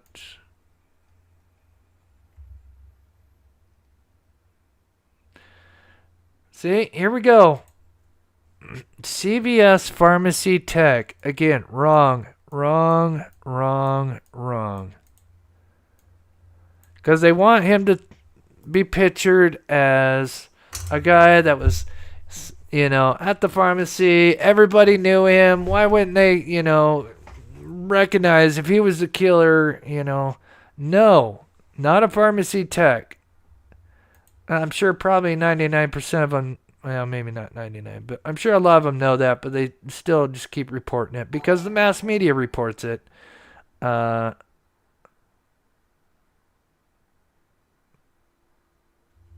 Just blows my mind. Who is the guy? Russ McQuaid. Okay, we need Russ McQuaid. Let's see here.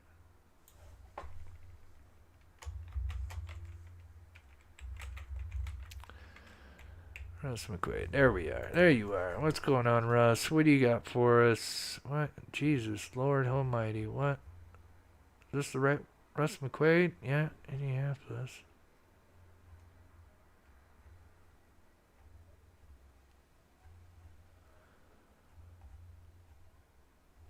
Where did they pull his?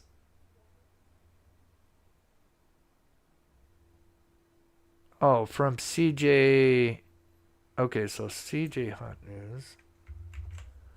This is what I can't stand because I can't look up like Delphi because all these pro Richard Allen just floods it with stuff that so I can't find proper stuff.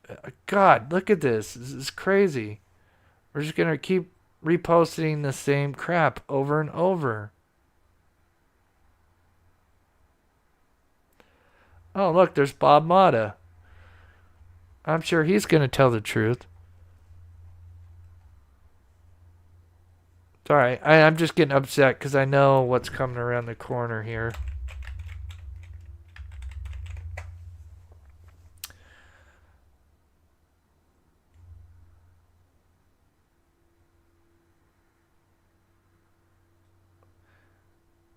Yeah. God. Same stuff. Sorry, guys. I'm trying to find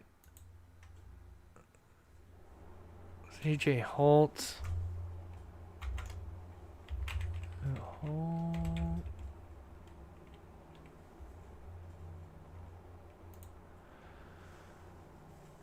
Is that it? Indianapolis.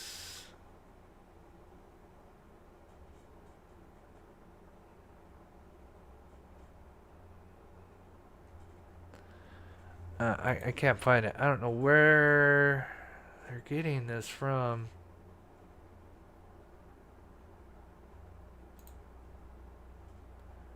CJ Holt News. Is this a different one? CJ.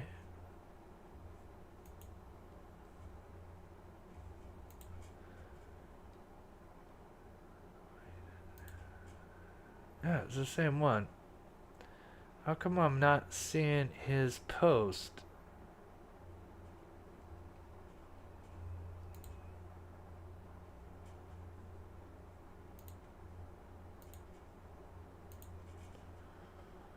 I don't know. Interesting.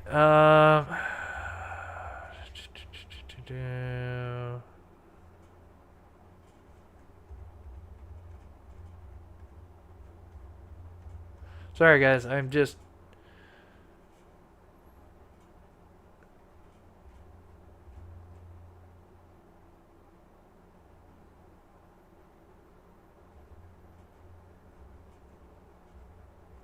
kind of at that point where there'll be a kind of a gap and then one last like update and then we really don't get anything until the okay. I'd like to know how they went into this part here.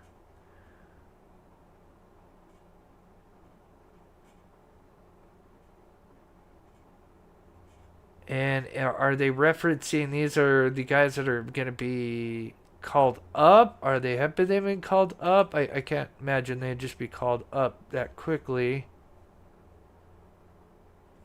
And then, of course, I just cannot look up Richard Allen because it's just flooded with pro-Allen. I hate to say garbage. I mean, there's some good, just garbage. Anyway. Sorry, guys. Let me check chat. What do you guys got going on here? Let me...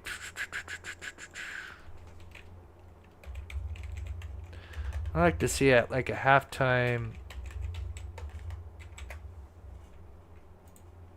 update. This is a...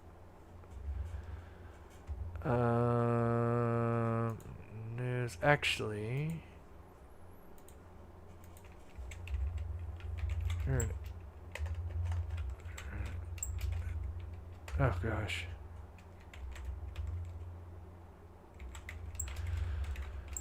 Allen, day 10. Video.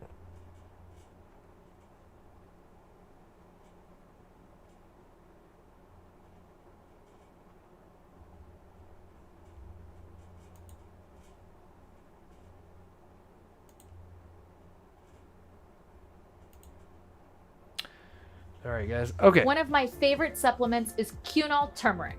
Turmeric helps with healthy joints and inflammation support, and Cunol has the #1 doctor recommended form of turmeric. Cunol, the brand I trust. A first today in the Delphi double murder trial. Okay, let's see if this is something here. On day 10, the jury heard the... Okay. I'm going to put this full screen real quick. I got to turn down my heat. Holy cow, I'm going to burn up. I turned it up a little bit. So let me do that real quick. Voice of suspect Richard Allen for the first time. Thanks for joining us here at noon. I'm Mark Mullins. Allen is accused of killing teenagers Abby Williams and Libby German in 2017. Today, the jury heard what he had to say when investigators interviewed him 5 years after the girls' deaths. WRTV's Caitlin Kendall has the latest from Delphi. We have officially heard that first interview that Richard Allen had with police on October 13th of 2022. We went through that interview. Parts of it were taken out because both the attorneys on the defense side and the prosecution agreed that they were irrelevant to this investigation. But throughout that entirety of the interview that went on for more than an hour, Richard Allen continuously denies any involvement with the crimes or even ever knowing Abigail Williams or Libby German. During that interview, you can see Richard Allen nodding his head and agreeing with what he was saying. At the beginning, it seemed cool, calm, and casual, but quickly that interview took a turn when he starts realizing that police are questioning him and his whereabouts, saying he's not that guy and he doesn't want to become the fall guy for police. During this testimony being heard and that interview played on a screen for the jurors, Kathy Allen, Richard's wife, can be heard crying in the gallery. We're going to see also coming up the interview that Richard Allen had with a different investigator just a few days later prior to his arrest. We'll bring you the very latest on WRTV.com. In Carroll County, Caitlin Kendall, WRTV. Caitlin, thank you. We do have complete details of the Delphi murders trial and everything leading up to this point. It's all on WRTV.com and on the WRTV app. Okay. 4 hours ago, 4 hours ago.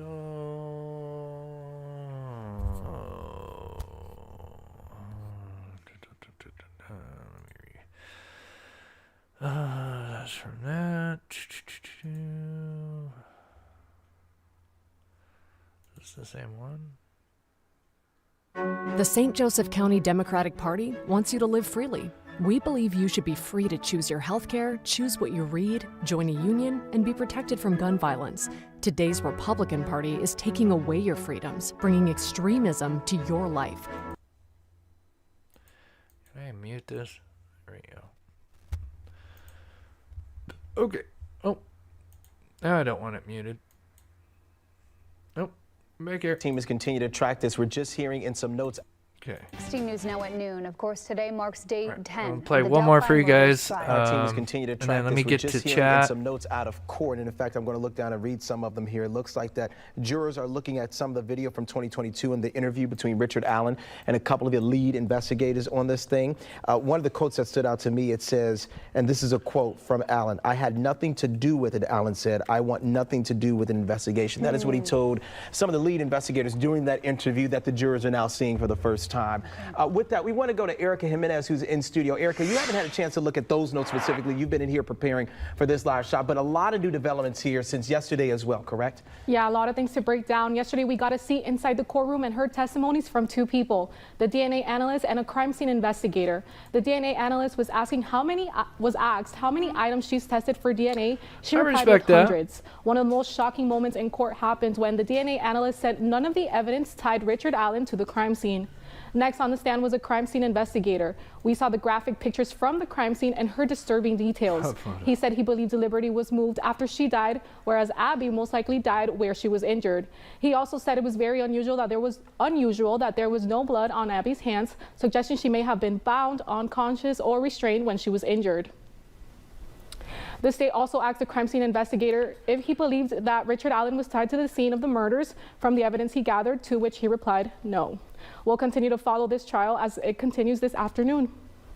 And I know, Erica, you, of course, were in the courterroom yesterday. It was a really difficult day, very emotional for the families, as you observed. Okay, a lot of tough details, including the tears that they mentioned that were on Libby's cheek. Yeah, they Oof. Sorry, that just upsets the hell out of me. These poor girls. Ugh.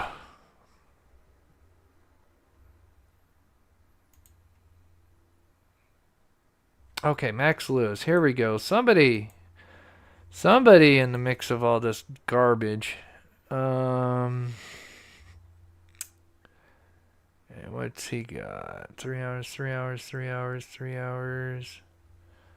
Where is the one that they are talking about from this thread here that I can't seem to find?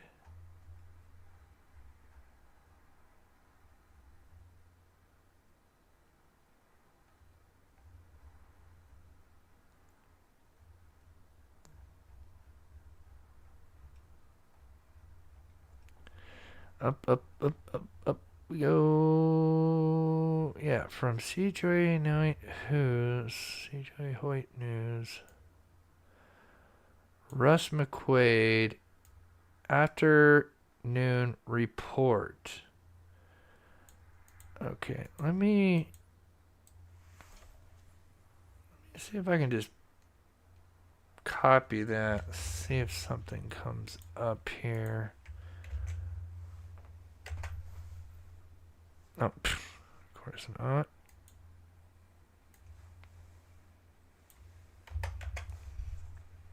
Oh, come on, come on, Google. 24 hours ago, Russ McQuaid, Fox 59. There you are.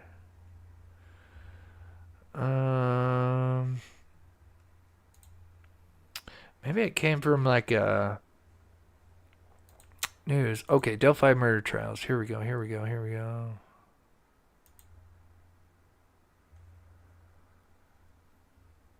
37 minutes ago. 18 hours ago. Where is Russ McQuaid's statement here that they're talking about?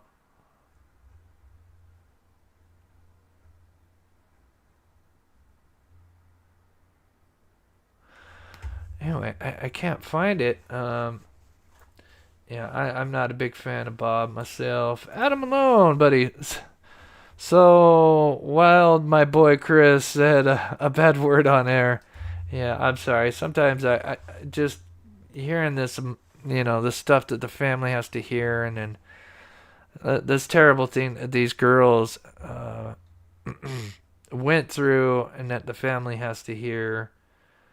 But it sounds like we're getting hints at the confessions are coming from what is being reported here. Let me update it.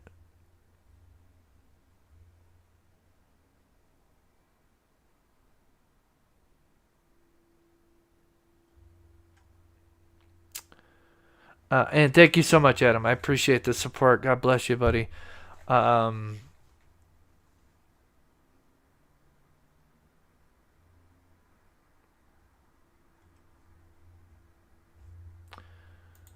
me check. Make sure I don't miss anything. Oh, I missed you, Elbows Mom, earlier. Thanks for all the trial analysis and reporting, Clearest. I appreciate the Elbows Mom. And thank you. Member for 28 months. That is amazing. You are definitely one of the top or OGs for sure. Honestly, I think I've missed you earlier with the $4.99 super chat. God bless you. Thank you so much for the support. And Just Joe, a member, now renewing her member for over 6 months. That is so awesome. Thank you so much. Whew. That's a good question, Carl Dean. Carl Dean. Because, that's something I spoke with my mods. Because, it was like he was in a hurry. And when he was on the first platform, Betsy Blair said it was like he was waiting for somebody. So, yeah, it does kind of hint as like he knew these girls were going to be there. Which opens a whole other can of worms, obviously, that's been talked about, of course, even well before Richard Allen. But, yeah, it is interesting.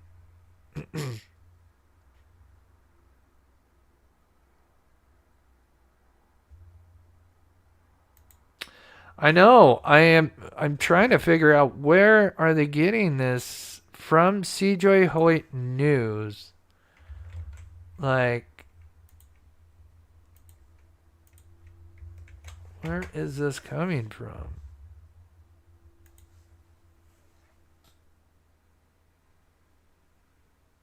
Is there two of them?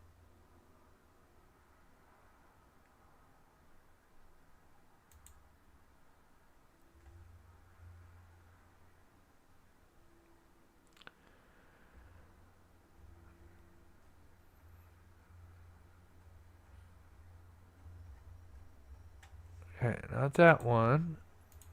Is this the same person? Yeah, it's the same damn person. Okay. Reddit. Oh, here we go. Okay. Let me take a sip here.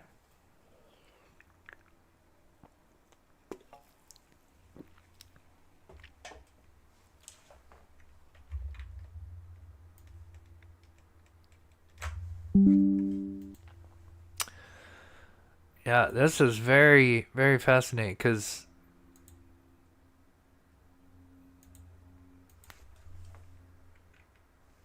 RA Confessions.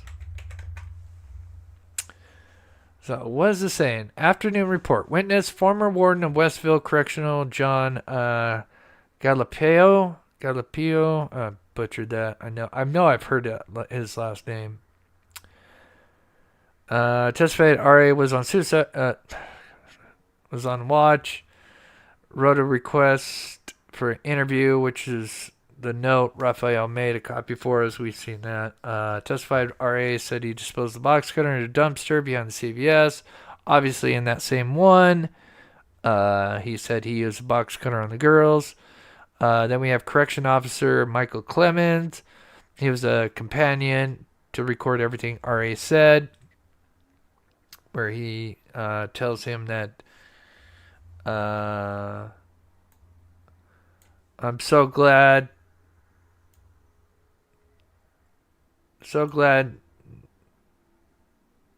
no one ever gave up on me after I killed Abby and Libby. So basically I'm assuming his family he's talking about. And then he says, I killed Abby and Libby all by myself. Nobody helped me. I'm not crazy. I'm only acting like I'm crazy. This was yelled to other inmates and overheard by the officer. So I'm assuming they'll probably even have those inmates.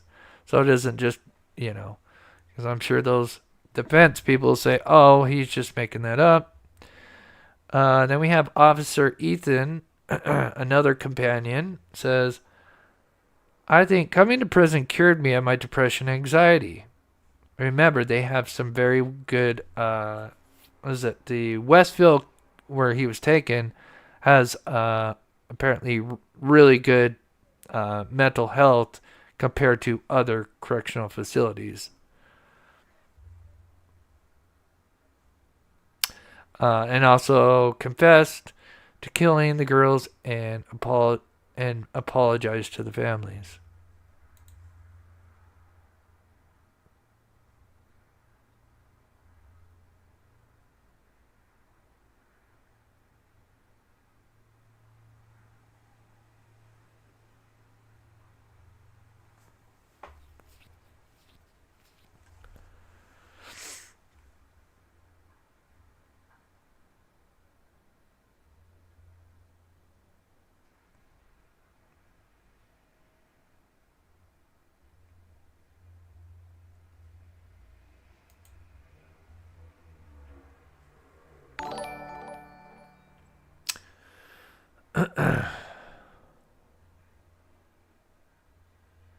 Boy, I am curious to know what is going on after lunch. Is this the next witnesses that are being heard from?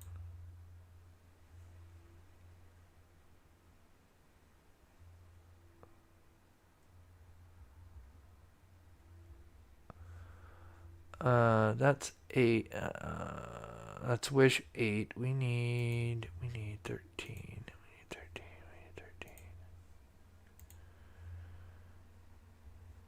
Budget car rental discounts.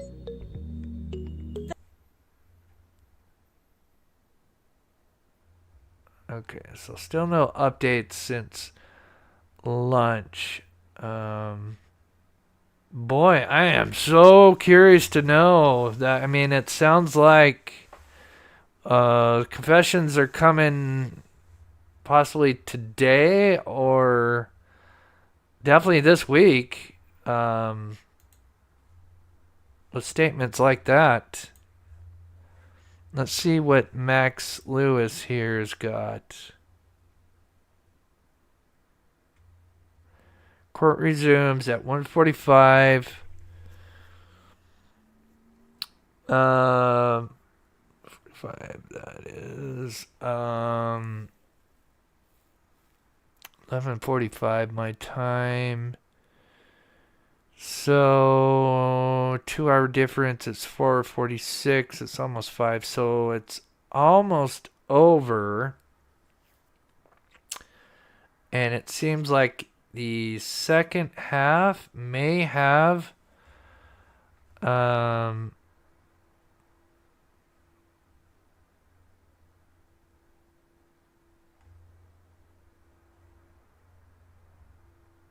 the witnesses now with the confessions. And let me know if it is, that seems to be my understanding here. Sometimes they do a part 2 with this.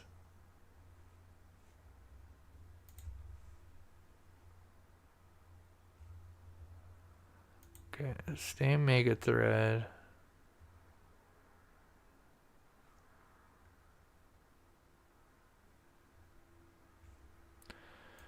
One more. Well, I think the goal made the correct ruling that none of the guards should testify as to whether he was faking it, since they're really not qualified to access that. They're likely biased.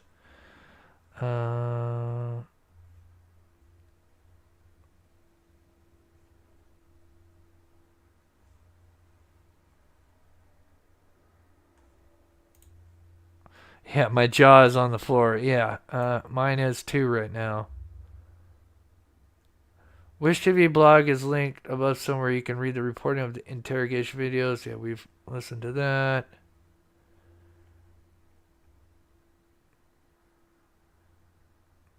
So, I don't know. This is probably where there's kind of a break until we hear the last part, which will be probably at the end of the day. I mean, obviously, court 3, kind of depending on what time they get out, which is around 5 p.m., depending on which witness they have on the stand.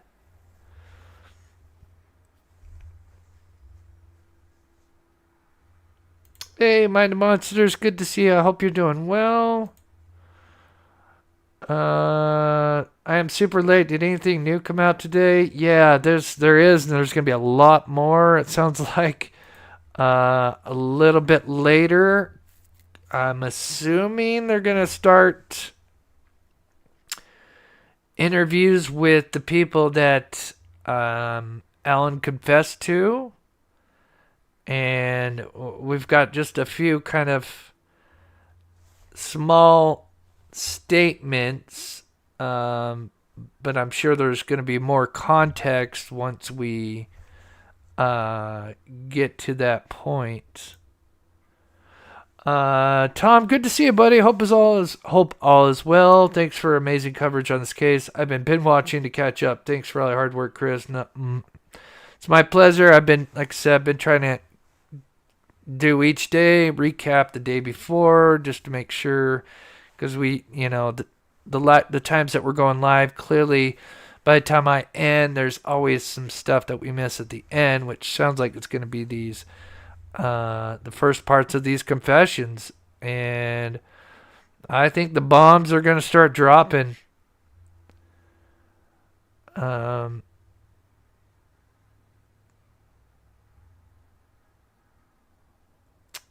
But what I'll do after I'm done live is what I'm going to do is I'm going to start putting what Alan allegedly said, and find, basically put his timeline that he says in this interview where he said he saw certain things, and then we'll see what lines up and what a lot doesn't probably line up, because we have people there on the trails at specific times that have hard data because they're taking pictures or they're seen on camera. So yeah.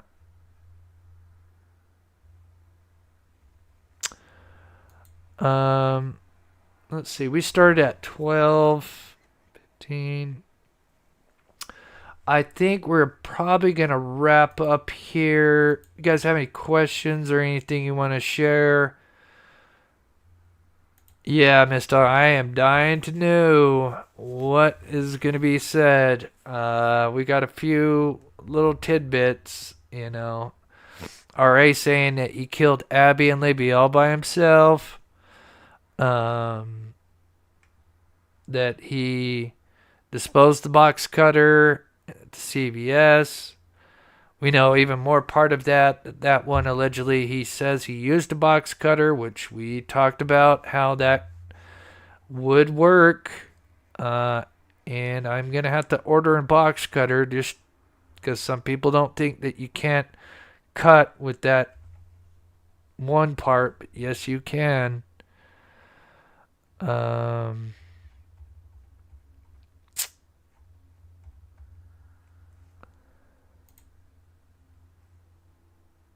We'll refresh one more time.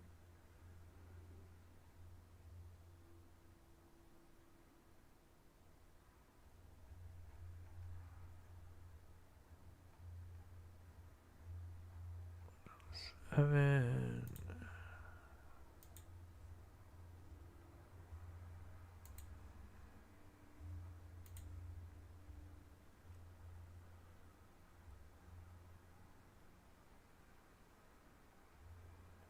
Man. Oh, I am dying to know. This is going to be tough because I know it's going to probably take another few hours before we really start hearing the last bit of testimony from today. But it sounds like it's going to end with a bang. Oof.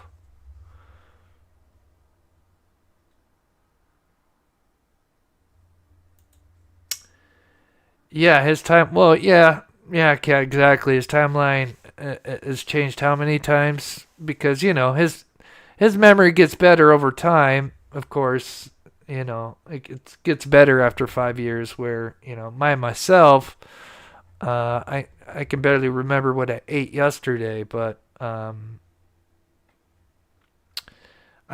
find it interesting. There's definitely some little tidbits that I'm going to break down and I'll have for tomorrow's live, where he happens to change his. He has a blue and a black Carhartt jacket, but that time he's wearing a black Carhartt jacket. Although he tells them in the first time in February of 2017 that he was wearing a blue one. Again, his memory gets better, half a decade later. And then the mention of the bullet at the crime scene and bridge, that to me is huge. I don't know why you would word it like that. There's definitely some stuff where it's like he's really his worst own enemy. I mean, he tells part truths, and yeah.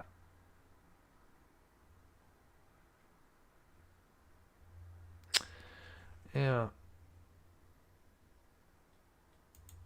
Yeah, box cutters. Yeah, I mean, box cutters were used to take down pilots and flight attendants, and of course, one of the worst things that ever happened in U.S. history, or at least in recent times, 9/11, of course.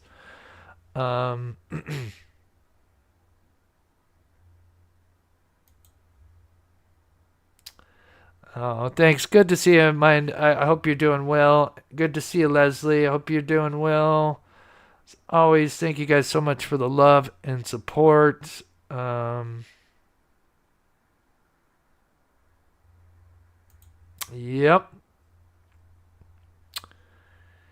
Exactly. But I want to shout out Sensei, Olivia, Mitzi, D. I know she might not be here right now. Jennifer, of course. Thank you guys so much for coming in and modding.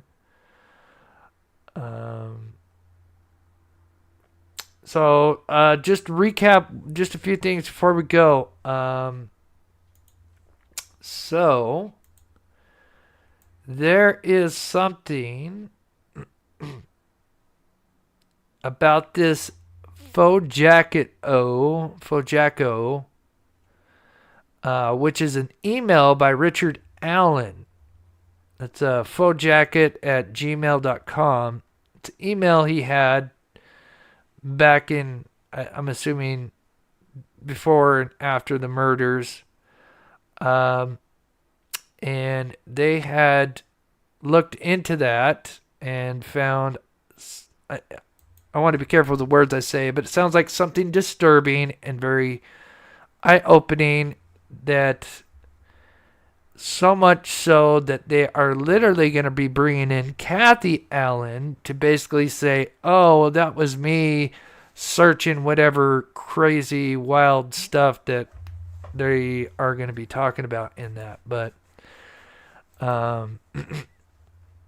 Nick dropped the bomb. I've been waiting for a long time. Defense is going to try to use Kathy Allen to testify to help Allen out of a hole he's in with this faux jacket account, which is an email which is used to searched up some really, I don't know a lot about it. I just know it's not bad. It's obviously not good for Allen.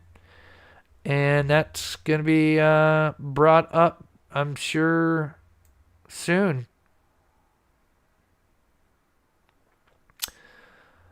And yeah, then I'll make a timeline of Richard Allen's account of in this interview from October 13, and we'll kind of show the discrepancies in that, and then we'll recap whatever we miss that's going to come out between the last break and the end of the day, which it looks like the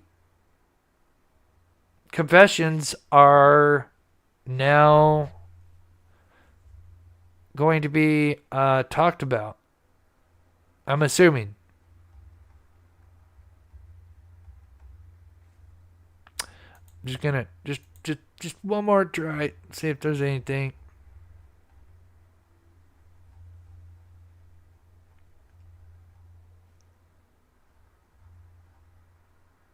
Oh, we got it. Oh, here we go. Don't go anywhere, guys. Don't go anywhere. Stay here. Don't go anywhere. Get back here. Where are you going? Come on back. Okay, court returned at 1:45. Sorry. Ooh, that coffee's cold and nasty. Yuck. Okay, here we go. Court returned at lunch at 1:45, starting with testimony from witness John Galapeo, I think, or something like that. Former warden at the Westville Correction Unit State Prison. Richard Allen was in prison at Westville following his arrest in December 2000. Following his arrest until December 2023. Oh, because, yeah, then he got moved. Okay, yeah.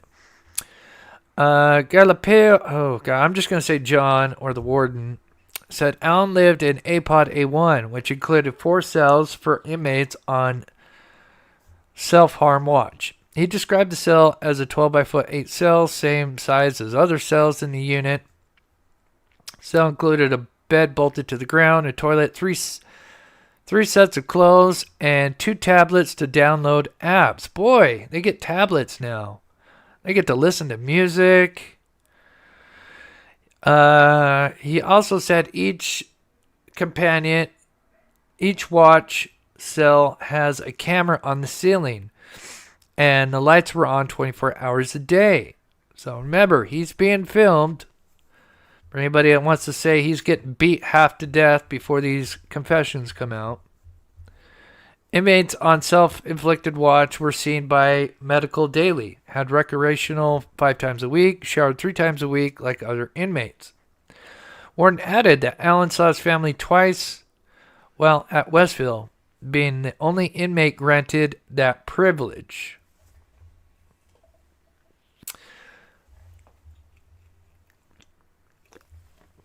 The warden said Allen was first watched by other inmates before correctional officers.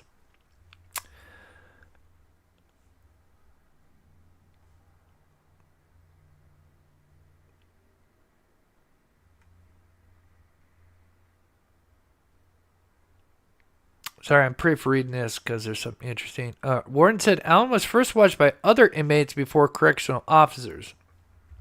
News 8, Kayla Russell reports this shift only happened after he received legal mail on April 3rd, 2023. Warden added that Allen used the toilet in the cell, but also used the toilet water to wash his face.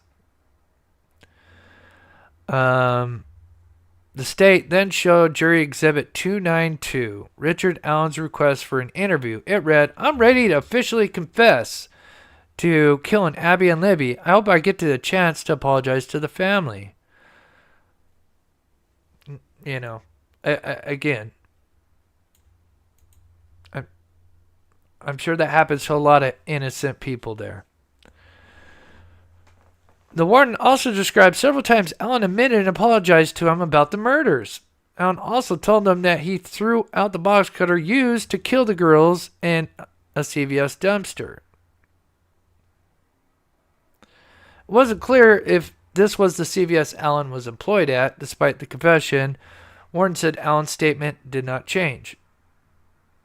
Allen's attorney, Brad Rosie, began his cross-examination. Rosie said about the safekeeping order, saying the Department of Corrections took Allen into custody while the case was pending. Rosie then described the layout of Westville, presenting a map of the facility. It is a medium security state prison with 3,000 inmates. It has a maximum security unit within it where Allen was housed. Rosie described the max security part as a prison within a prison. Obviously, to keep him protected from the other people that probably want to take his life because he's a alleged child murderer. Westville is one of the three most secure prisons in Indiana. Westville's full name is Westville Correction Unit, but Rosie called it the Hole. Of course, got to make it dramatic. He also mentioned that when inmates are on self-inflicted watch, they are in special cells on average a few days to a week. Well, of course, because if they believe they're going to take their lives, then obviously it's over and there's, family don't get their justice and, they failed their job. Allen was under self-inflicted watch for 13 months. Rosie said he was not aware of pre-trial detainee being held that long in self-inflicted cell in a state. Russell reported that the warden describes Allen's cell and his time at Westview like so. Allen came to the prison on self-inflicted watch. A lot of them, even P. Diddy, others, many others, especially big people like P. Diddy, they're put on that kind of thing. Bed barely off the ground. Oh my God. One narrow window that was broken but later fixed. Still toilet and still door to a concrete cell. Allen could not interact with general population. Food received through a small slit in the door. There was no table or desk to sit and eat. Oh my God. No chair in the room. Oh my Lord.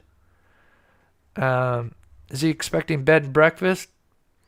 Allen had a tablet that was broken but later replaced.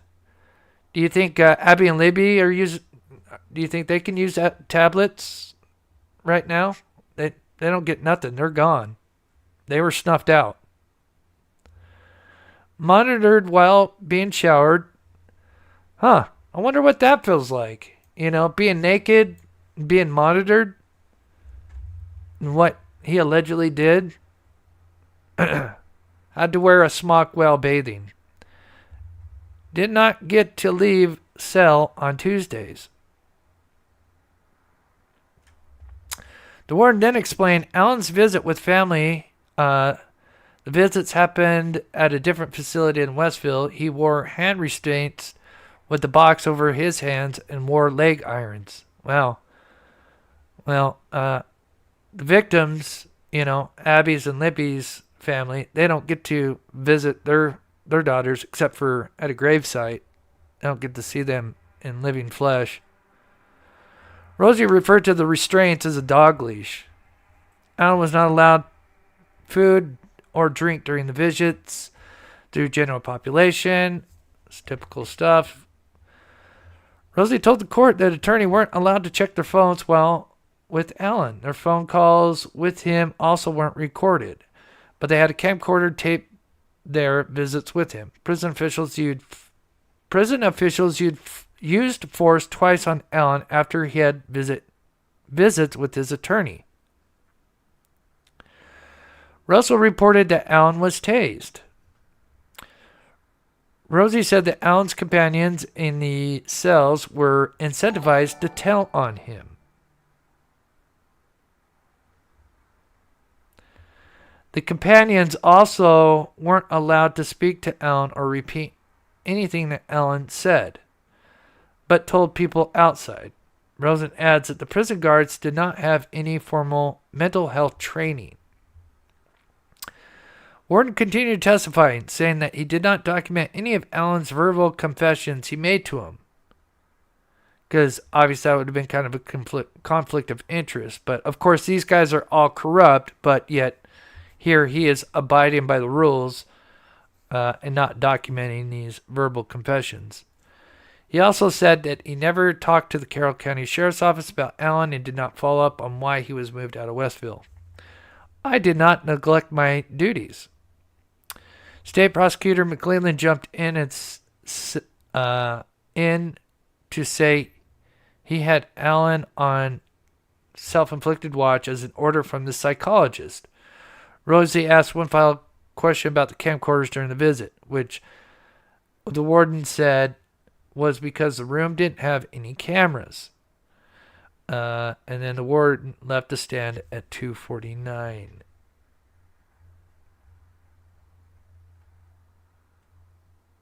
So I'm assuming there's more. 2:49. So obviously there's more.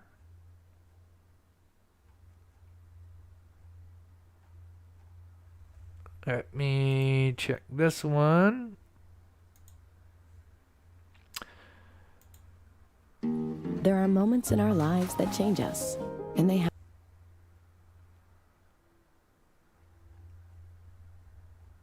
Oh, this one an update. So this is true. So this is what's in order here? So it sounds like today we have the warden. Then we'll have Correctional Officer Michael Clemens, which one of them, Richard Allen says, God, I'm glad no one gave up on me after I killed Abby and Libby. I'm assuming referring to his family. And then another witness, Correctional Officer Ethan Dragg, which said, I think coming to prison cured me of my depression and anxiety. And I told him that he wanted to confess to the killings and apologize to the families. So again, we're just getting to the beginning of this. So yeah.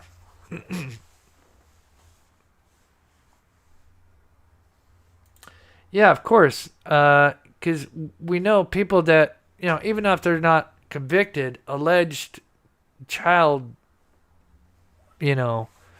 killers and stuff like that, there's, a code. And, of course, they want to keep him protected. That's why he was in a prison within a prison. And had people keeping an eye on him because, obviously, I'm sure somebody would be easily like to become famous and, snuff his life out. And want to apologize to the families. Yeah. Yeah, I'm sure he did after now he's, sitting in a cell, rotting away. Which, he's not rotting in the ground like these poor girls are.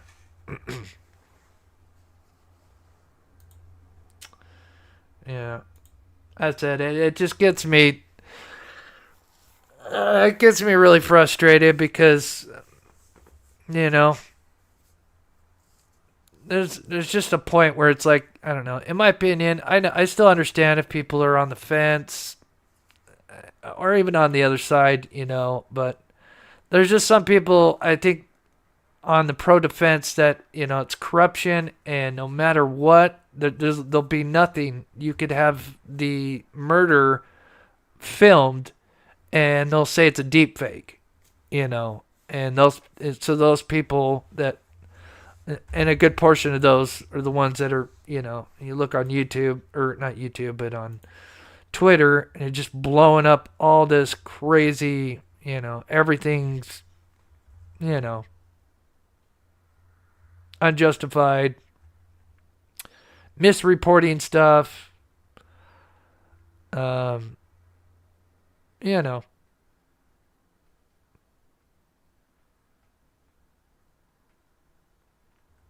Yeah. Anyway. Let me refresh this one more time. I don't know if we'll get all the rest of the blog here, and I don't want to keep these guys going. We'll recap the rest. Oh, wait. Oh, we got one more. Now we've got what's his first name? It just says Drags. What's this guy's name?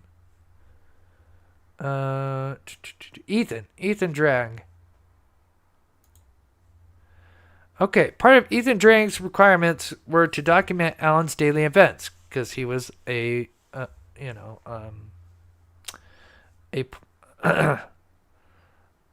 someone who watched out, a companion. That's what I was trying to. State's next exhibit showed the watch companion report on April 5th. Said a log was made in real time starting from 6 a.m. At 8:46 a.m. Alan reportedly said, I think coming to prison has cured my depression and anxiety. Do you want my Bible? Because remember, he found Jesus and now he's, he wants to go to heaven with his family. So now he's, coming forward, and now he's confessing. Later, Ethan said Alan slipped an interview request under the door. Remember, he just wants this interview so he can confess to the warden. Ethan said he had no training on when someone is faking mental health condition. He continued describing Alan's day on April 5th. At 7:25, Alan was crying and screaming. He later told the jury that Alan was upset anytime he had to return to his cell. Poor guy. The jury chimed in for questions asking what was inside the yellow envelope from April 5th, which Ethan said was the interview request.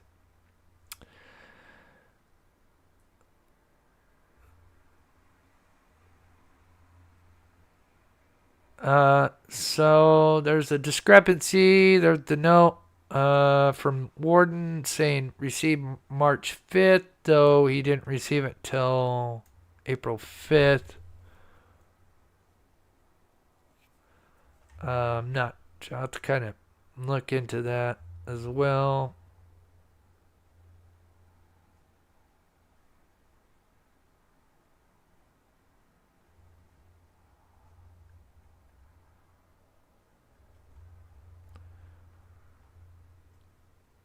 Okay, so that's that one. And then there is... I thought there was 3 of them. We had the warden. Michael Clemens. Was Michael Clemens in there?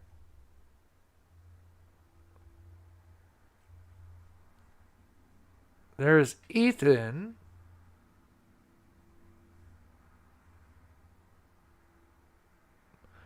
I don't know where Clemens is at. I'm sure there's going to be more to this as well, but we'll finish up here because, I've gone 3 hours, and we'll obviously go back tomorrow, do it all over again. But we are here. We're now basically on the precipice of the confessions, and I think bombshells are coming. And I'm sure that's just a small taste. I'm sure the ones with the details obviously are going to come. Remember, I forget the guy's name, Harshman. Detective Harshman. He's the one that, there'll be phone interviews with the wife where he confessed. Phone interviews with his mother, he confessed. And over 60 confessions, so we've got a lot. So I'm assuming starting today, through the rest of the week, we are probably going to get the confessions, which I am ready for.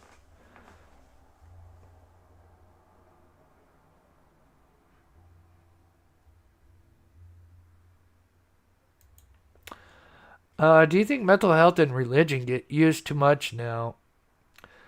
I don't know if I'm the right person to ask, because I would say the mental health for sure. The religion, I don't know if I could say one way or the other. But yeah, mental health, yeah. I would agree.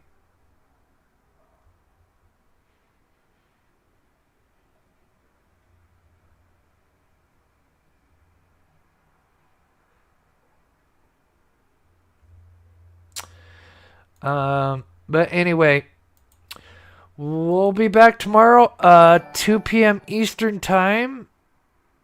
And then as usual, we'll recap the day before. So we'll recap whatever we missed at the end of the day. And of course, again, there's always stuff that people are going to miss. So I'll try to listen to a bunch of blogs or podcasts, whatever, and then I'll put it together and we'll package it up tomorrow. I want to put his timeline together, see where there's some discrepancies there. And yeah.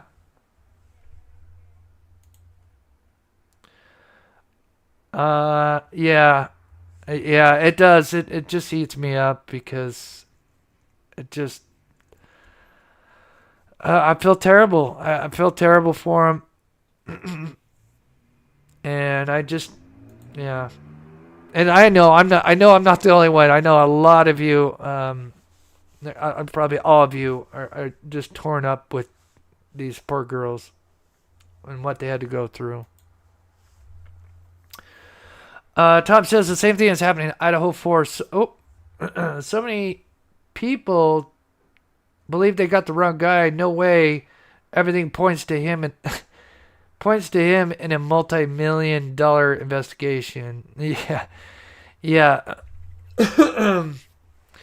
Yeah, we'll be back doing this again with Idaho 4, except even Idaho 4, there's going to be 10 times more evidence because they'll just be because he's basically seen driving from one camera to the next camera to the next camera to the next camera. He's caught on just about every other camera driving all the way to the crime scene. So I but because he's decently good looking, I guess, people go goo for him or something. I don't know. But thank you so much, Tom. Amazing supporter. And thank you to everybody. Alan, Criminal, Buddha, Lady Lexi, Sandy. I'd shout out everybody will be here all night. God bless you guys. Hope you have a great rest of your Tuesday. And again, we'll be back same time tomorrow. And of course, again, thank you, mods. You guys are amazing. You hold this together. And we'll do something for you guys at the end of the trial. We'll have a special, show and mod appreciation. We'll do something for you guys. So, all right, guys. Much love. We'll see you tomorrow. And good to see you, Pocahontas. Love y'all.